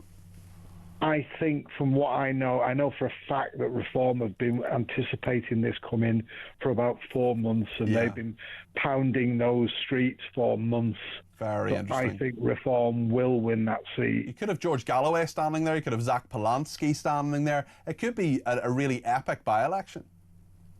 I mean, if that's the case, I hope it might attract the media to the area as well. Hugely. I think it will anyway, but because of Andy Burnham. But yeah, it'll be really, really interesting to see what happens. Matt, I hope you recover well from your partial black eye. Thank you, Peter. Where did you get Gerald? He lived at another house and they didn't really look after him very well. Oh, so you've picked him up? He wasn't badly treated. He just preferred sort of fresh chicken and decent food to. Well, I think Gerald is clearly a great judge of character. I wish you both well and fewer injuries, Matt. So thank you for that. That's Matt in Cheshire there, owner of Gerald the cat. We're going to talk about Starmer, whether he should push back against Trump. The former interim ambassador from the United States to the UK, Philip T. Rieker, will be with us in just a second. I want your comments as well. 0344 499 1000 is the number to call. Plenty more to come after the news.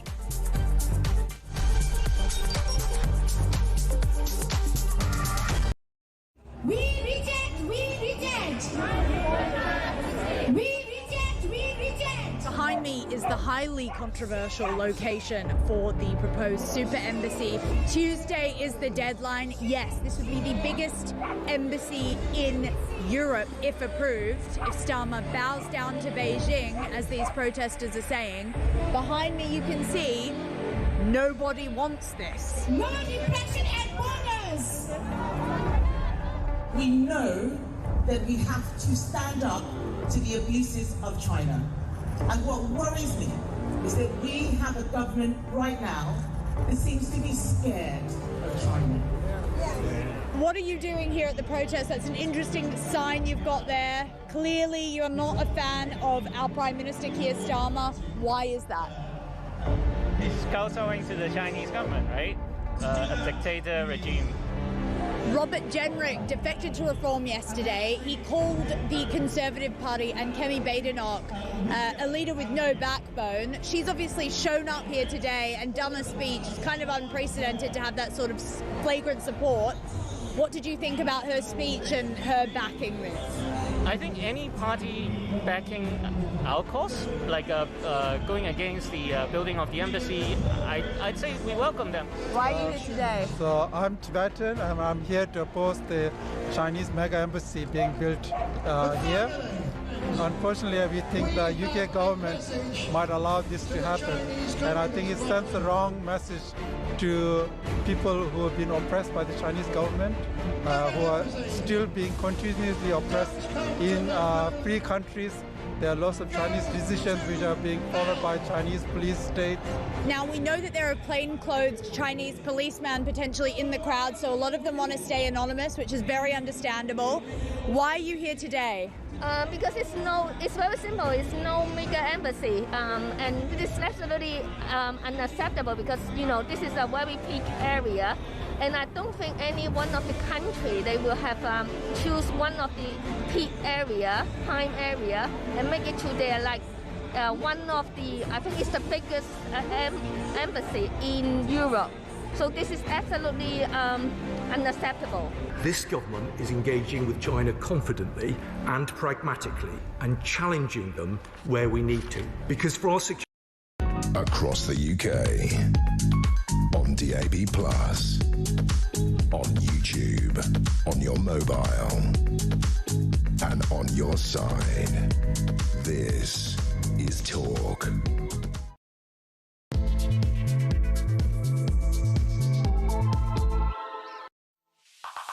Well, thank you so much for your company this afternoon. Very good afternoon to you. This is Talk. I'm Peter Cardwell here for the next half an hour. Tomorrow I'll be here between 10 and 1, a little bit longer, and we will be speaking to Priti Patel, the Shadow Foreign Secretary, former Home Secretary as well too. If there's things you think I should ask you can text them in now if you like, 87222 with the word Talk in your text, and we'll make that offer again tomorrow morning. We're going to talk about Keir Starmer, we're going to talk about Donald Trump, and the fact that the Americans seem to have quite a lot to say really about our politics at the moment, how it's going ahead. Obviously Afghanistan is a big issue that Donald Trump has been talking about. We're also talking about the issue of Greenland this week too.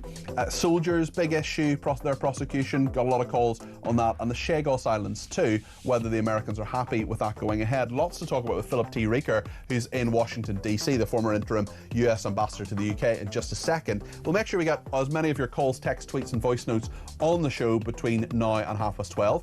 0344 499 1000 is the number to call. You can text me at 7222 with the word talk in your text. You can tweet me at talkTV, follow me at Peter Cardwell, send me a voice note 0344 499 1000. Keep it to less than a minute, please. You can also send me a WhatsApp text message or give me a ring on that number too. Loads to discuss in the next half an hour here on Talk.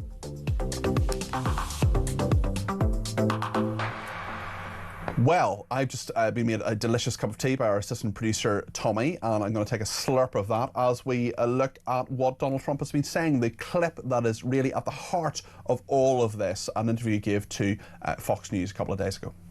Well, we said, will they be there if we ever needed them? And that's really the ultimate test, and I'm not sure of that. I know that we would have been there, or we would be there.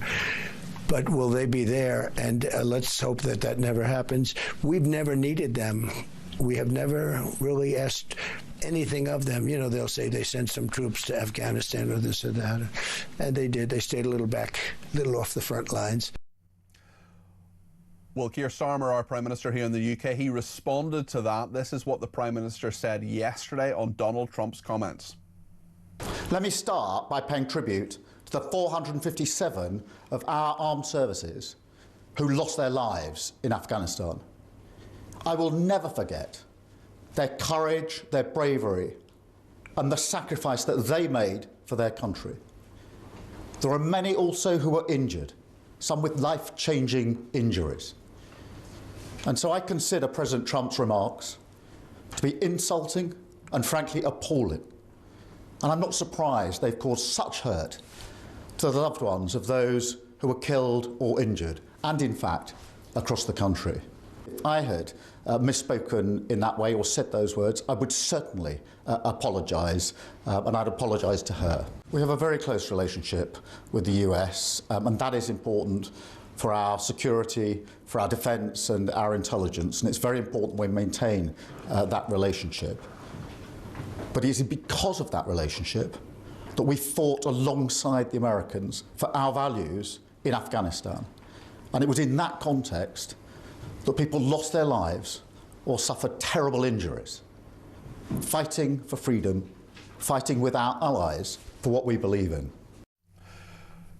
Keir Starmer there, the Prime Minister, when he said I'd apologise to her, he was answering a question about a mother of a veteran of Afghanistan who wanted an apology from Donald Trump. It'll be interesting to see what happens diplomatically. For some insight into that, Philip T. Reeker is with us now, former interim US Ambassador to the UK. He's in Washington, D.C. Philip, thank you for joining me today. I appreciate it, and getting up early as well, although I know, having lived in Washington, there are lots of people who get up really early in Washington, so maybe you're an early bird yourself. I know you're 5 hours behind. If you were interim ambassador at the moment and this had happened, would you expect to be called in? What do you think should happen diplomatically, given the comments of Donald Trump? Well, good morning, Peter. It's a cold morning here in Washington, D.C. as we prepare for this historic storm. Frankly, it's a good parallel to what's happening diplomatically in terms of these unconscionably rude remarks made by our president. I think the Prime Minister summed it up quite well when he noted that this was really unacceptable, this sort of treatment of contempt, frankly, that we saw there. I like to remember that when I was in the UK, the year I spent leading our mission there, one of the most moving moments of that time and perhaps of my life was when Her Majesty the late Queen invited me to Windsor Castle on the 20th anniversary of the 9/11 attacks to take the salute during the changing of the guard, and they played the Star-Spangled Banner, our national anthem, and it was an incredibly moving moment that reminded us not just of the special relationship, but of all the sacrifices that have been made. It reminds us of D-Day, when an Allied effort where there were more British troops than anyone else landing in Normandy in beginning to bring victory in World War II, just how important alliances and partnerships are. And so these words are clearly something that's hurting. It's clearly something that has to be addressed. I think the Prime Minister, as any Prime Minister would, is listening to the British people and understanding their not just concern, but frankly, their appalled reaction to this. Do you expect an apology from Donald Trump? It's not something we've seen. There's not a lot of record of him apologizing. I don't know if they will try to explain more his words. There's been a series of frankly, attacks against allies and partners over time, and frankly, a history of what many in the military consider disrespect, not just for allied troops, but for our own, in terms of American cemeteries in Europe and other things that have happened in the first and second Trump administrations.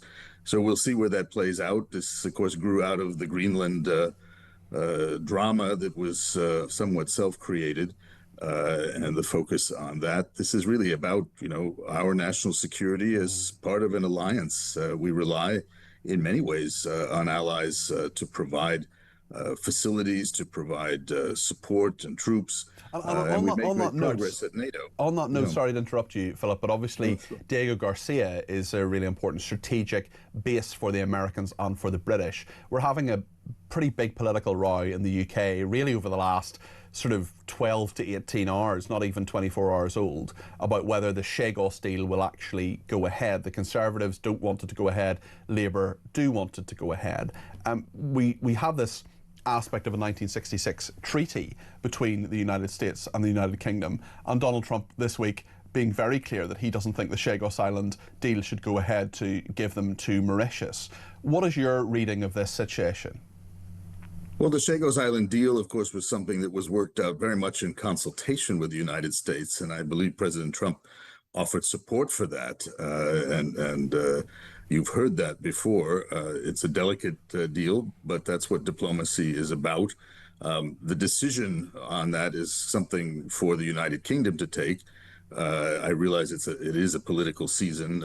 Maybe it's always a political season, not just in the United Kingdom, but certainly here in the United States. And that's something that'll have to be worked out in terms of British politics. The facts are that Chagos, Diego Garcia, the facilities there are important to global security, ever more important in this increasingly technological world where cyber and other things are critical. Geography matters. So these are issues that, again, were discussed at great length over many, many years in trying to solve a challenge that involved many aspects, not just the military and defense one. And I think there'll certainly be consultation on that, but this is really a decision for the United Kingdom to make. Yeah. Philip, just before you go, listen, thank you for that. And it's National Compliment Day, so just here in the UK, so just want to say a huge thank you to you for all your contributions to my programmes. I also was wondering, the last time I was in Washington, D.C., I have some great friends who live just outside Washington in Chevy Chase in Maryland, and we were watching The Diplomat, that great series on Netflix. And I wonder, have you watched it yourself? I have watched it. In fact, when I was in London heading our mission there, we consulted with the producers, writers of the show. Very cool. They were going to begin production of that. In fact, we had them to the embassy, gave them as much access as we could, which was actually more than I expected our security people to allow. Obviously, it's fiction, it's entertainment, it's television, but it got a lot of things right. And for those who often ask me, the scenes you see of cars, motorcades driving in and out of Winfield House, those are authentic. Oh, right, okay. They were allowed to do it. Yeah. The Winfield House that you see in the program is not. It's a different one. Yeah, I've been to Winfield House, and it is a beautiful residence. It really is a very, very special place. And I think I'm right in saying that the US Ambassador's residence, Winfield House, has the second largest private garden in London after Buckingham Palace. Is that correct? That's right, and His Majesty the King, who was then Prince of Wales, in showing me the Buckingham Palace garden, did remind me of that. What a life you have led, my goodness. Philip, thank you. We'll speak again. Philip T. Rieker there, former interim US Ambassador to the UK, speaking to us from Washington, D.C. What do you think of what he said? 0344 499 1000. Liam says people are trying to find words and get-outs for Trump. The White House was asked yesterday to clarify if he meant British troops, and they just said simply that he was right, says Liam. Chris in Oxfordshire says, it always amazes me how some talk listeners refuse to criticise Trump regardless of what he says or does. He could fire nukes a country unprovoked, at a country unprovoked, and they would still be making excuses for him. I am centre-right politically, but I can see Trump as a horrible man and a menace to the world, says Chris in Oxfordshire. Peter in County Tyrone says, please tell Mr Cardwell it's the Chagos Islands, not the Chagos Islands. Well, it depends how you pronounce it, but yes, thank you for that. Karen says, great show as always. You're the best, my favourite talk presenter. Have a lovely day, says Kaz in Staffordshire. Richard says, after recently finishing a 37-year career in the army and spending over 9 years of that in Northern Ireland, I'm more worried about the current government coming after me than by some unhealthy, uncomplacent comment by the President of the United States. An interesting listen, says Richard. Well, thank you, Richard, for that, and thank you for your service to our country and the troops who kept us safe in Northern Ireland. The UK Army gets a terrible, gets a lot of stick for what it did in Northern Ireland. The fact is that the Belfast Agreement would not have happened without them. And the vast majority of people who served in uniform, 300,000 of them, both in the RUC and in the UK Army, served with great bravery and distinction in Northern Ireland. I'm very grateful to them. Leslie says, do you think for 1 minute Trump would throw his veterans under the bus years after their service? Sam says, Trump says the US doesn't need NATO or European military help, but we need to stop relying on the US, yet the US is the only country to have invoked Article 5. 1 minute he's complaining we don't do enough to support the US, the next the US doesn't need us. He needs to make up his mind. What he said about our military was disgusting, especially as he's a draft dodger. The man has more faces than the town hall clock. And Barry says there's much discussion about Afghanistan veterans, and rightly so, as that is the conflict in most recent memory involving British forces. However, I think media channels should make a regular effort to discuss veterans from other conflicts instead of once a year in November, says Barry. Well, certainly on this station, because you want to talk about it, I mean, it's my show, but it's your show too, and we try to make sure we have as many different conversations about as many different things as you want. If you want to talk about Northern Ireland veterans, the whole of the show, that's okay. We can do that tomorrow between 10 and 1.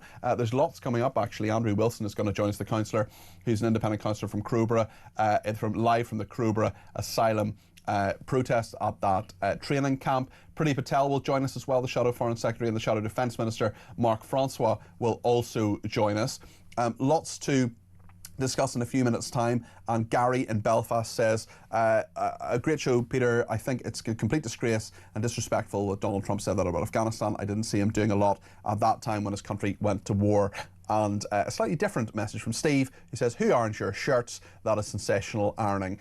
Steve, all I will say is that the ironing is certainly not done by me, because they would not be sensationally ironed if I had done that. There was a time many moons ago when Jeremy Kyle ironed my shirts one week. That was kind of surreal. I gave him my used shirts. He washed them and then ironed them because he enjoys ironing. Jeremy's a strange individual, as we know, but we love him very, very much. Lots to discuss in the next few minutes. We'll take more calls, text, tweets and voice notes right up to past. Stay with us.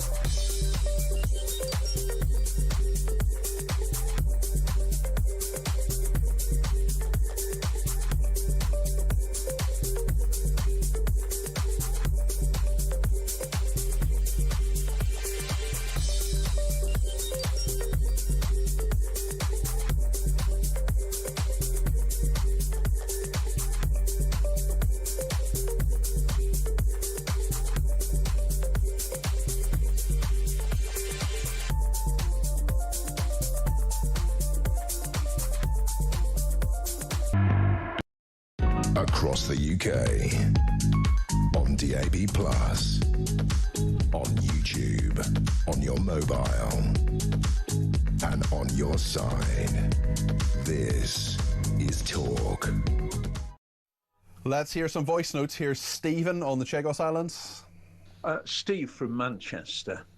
Thank you, Donald Trump, for bringing sense to this issue of the Chagos Islands.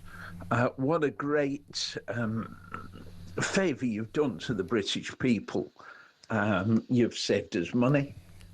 You've saved us the indignity of losing this territory, and you've secured us in a military sense going forward, and the Western world, in effect, because we're now no longer going to see the uncertainty of Chinese intervention around that region. Excellent, excellent move. Thank you very much. Stephen, interesting thoughts from you. Robin Surrey says, hello Peter, anyone who thinks the UK and Trump have a special relationship is deluding themselves. Let's hear another voice note from Mark. Hi Peter, Mark from Manchester. Just a quick one about what Trump said about our armed forces. Yes, he was wrong to say it, and it's a terrible thing to say. But what the Labour government are doing to our SAS heroes and our soldiers from over the last 50 years is anything worse than what Trump has said. They want to put them in jail. Come on, let's have it right here. Let's start saying how it is. You know, call Trump as it is, but make sure you call Labour out for what they're doing as well. Have a good show, Peter. Mark, thank you. Don't you worry, we will tell the truth about all of that. Dave has been in touch about the Chagos Islands. Good morning. This is Dave in Stoke. Who is going to take the Chagos Islands off us if we just ignore the European Court on Human Rights and the ICJ and the UN? Who is going to take it off us? No one. Thank you for that. And Mervyn has some thoughts on Trump and Starmer. Hi Peter, Mervyn here from Wiltshire. Regarding Trump and Starmer, irrespective of what Trump may have said, rightly or wrongly, let me tell you, if President Trump wants to come over, I'm sure there's a lot of people in this country who would happily put him up. If Starmer darken my door, he can get stuffed. Thank you. Bye-bye. Thank you, Mervyn. John is in Newcastle and has some thoughts on local elections, all these postponements and cancellations. John, you're very welcome to the programme. What would you like to say? Well, just as what was said by your colleague said before, I think Trump's a great asset to this situation in the world. Yes, I think he made a mistake when he talked about, NATO forces, in Afghanistan. He made a bit of a blunder there, I think. But the special relationship will always be the case. I'm positive of that. Yes, Trump, I believe, made a mistake in saying what he did, and it's hurtful.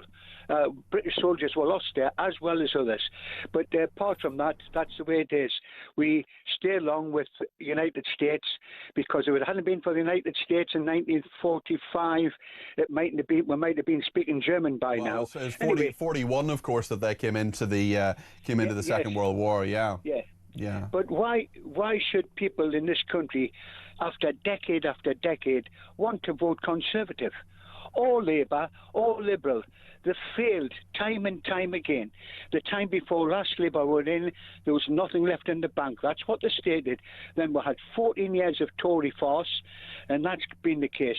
But now we're down in the deep end, because financially and everything else, where standards are lower than what they were when I was a young lad. When I was 15, I went to, I left school. I was told to get a job off the Ministry of Labour, like everybody else. And you had 3 chances. And if you didn't get yourself a job, which I actually did, I managed, but if you didn't get a job, they'd give you 3 chances.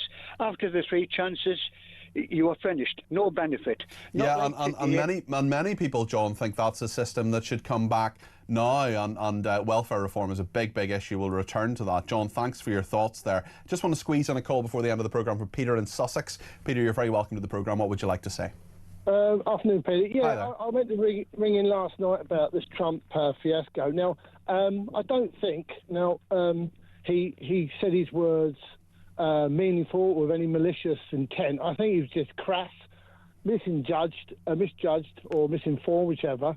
But the hypocrisy from all these people about Starmer, I mean, he's selling our troops from Northern Ireland who actually face bullets daily, weekly, monthly, and now they're in their retirement, some are 80, as you said the other day, and they're in fear of being knocked on the door, say, excuse me, mate, you're up against the beak, you're going to be charged with X, Y, Z. And then you've got the BBC ignoring all this and going full pelt at Trump again. ITV, they won't even discuss or mention this Starmer's, treacherous words.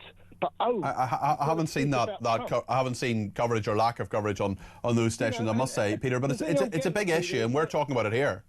Yeah, I mean, the thing is, Peter, you can criticise Trump, absolutely, 100%. He was wrong, he was crass, but I don't think he was malicious. I think he was, like he always does with his speeches, they're always rabbling on, and then what he means to say doesn't come out the way he wants to say. Okay. Now, if he come out and apologise, no one would accept the apology because hate Trumpers will always hate Trump. He should apologise, though, Peter, no? Oh, absolutely, without a shadow of a doubt. Okay. But what I'm getting at is everybody that hates Trump, no matter what he says, he will always be hated. The ones that love him will accept it. And unfortunately, where's Keir Starmer? He's opportunist, he comes out and then he's got the hypocrisy behind him with not only the troops, our veterans on the streets, which is disgusting in itself, putting illegal migrants who could be ISIS in our hotels, waiting to pounce on all of us. I just think that your station is fantastic, and I congratulate you and all your other colleagues for actually giving us an air, because if we relied on ITV, Channel 4 and Sky and BBC, we would be stuffed. We'd have Peter, North Korea. That's a very, very kind thing to say, and certainly we value the home of common sense here at Talk, and it's a privilege to work for this station. Thank you, Peter. You've had the final word today, and just a reminder, tomorrow we'll be speaking about Crowborough, about the protest that's going on there because of the training camp and the asylum seekers who are there. We'll be talking to Priti Patel as well, the Shadow Foreign Secretary. Tim in Harrogate says, is the voice of Tech Up Dave doing your station idents? He is not, but he should, because he's got a great voice. He has been the Tech Up today, the technical operator Dave Rhodes, legend, king amongst men. Chris Jacobs has been the producer, Tommy Bates and the assistant producer, Davis Fang and Steph Cervinka have been the visual producers, Amin Asadi has been the video editor, and Dean Spencer, the weekend editor. Thank you so much to everybody who's contributed to the programme. I'm sorry we didn't get to all the messages. I should have put more tweets on, but we just didn't have time today. But we will tomorrow between 10 and 1. I will be here. As I say, Shadow Foreign Secretary Priti Patel will be joining us, as will the Shadow Defence Minister Mark Francois. We'll talk more about that issue of veterans. Loads to discuss tomorrow at 10. I'll see you then. Thanks for your company.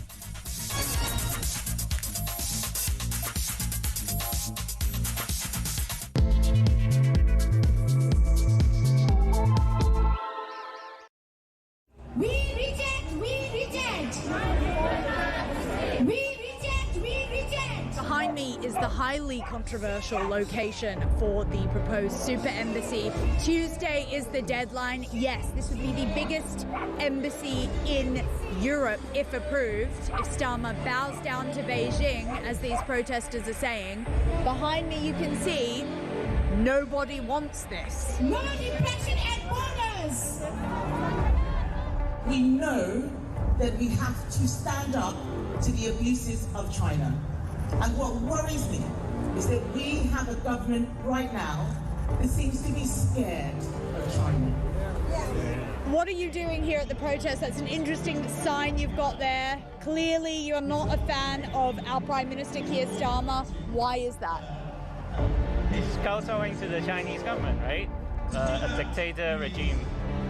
Robert Jenrick defected to Reform yesterday. He called the Conservative Party and Kemi Badenoch a leader with no backbone. She's obviously shown up here today and done a speech. It's kind of unprecedented to have that sort of flagrant support. What did you think about her speech and her backing this?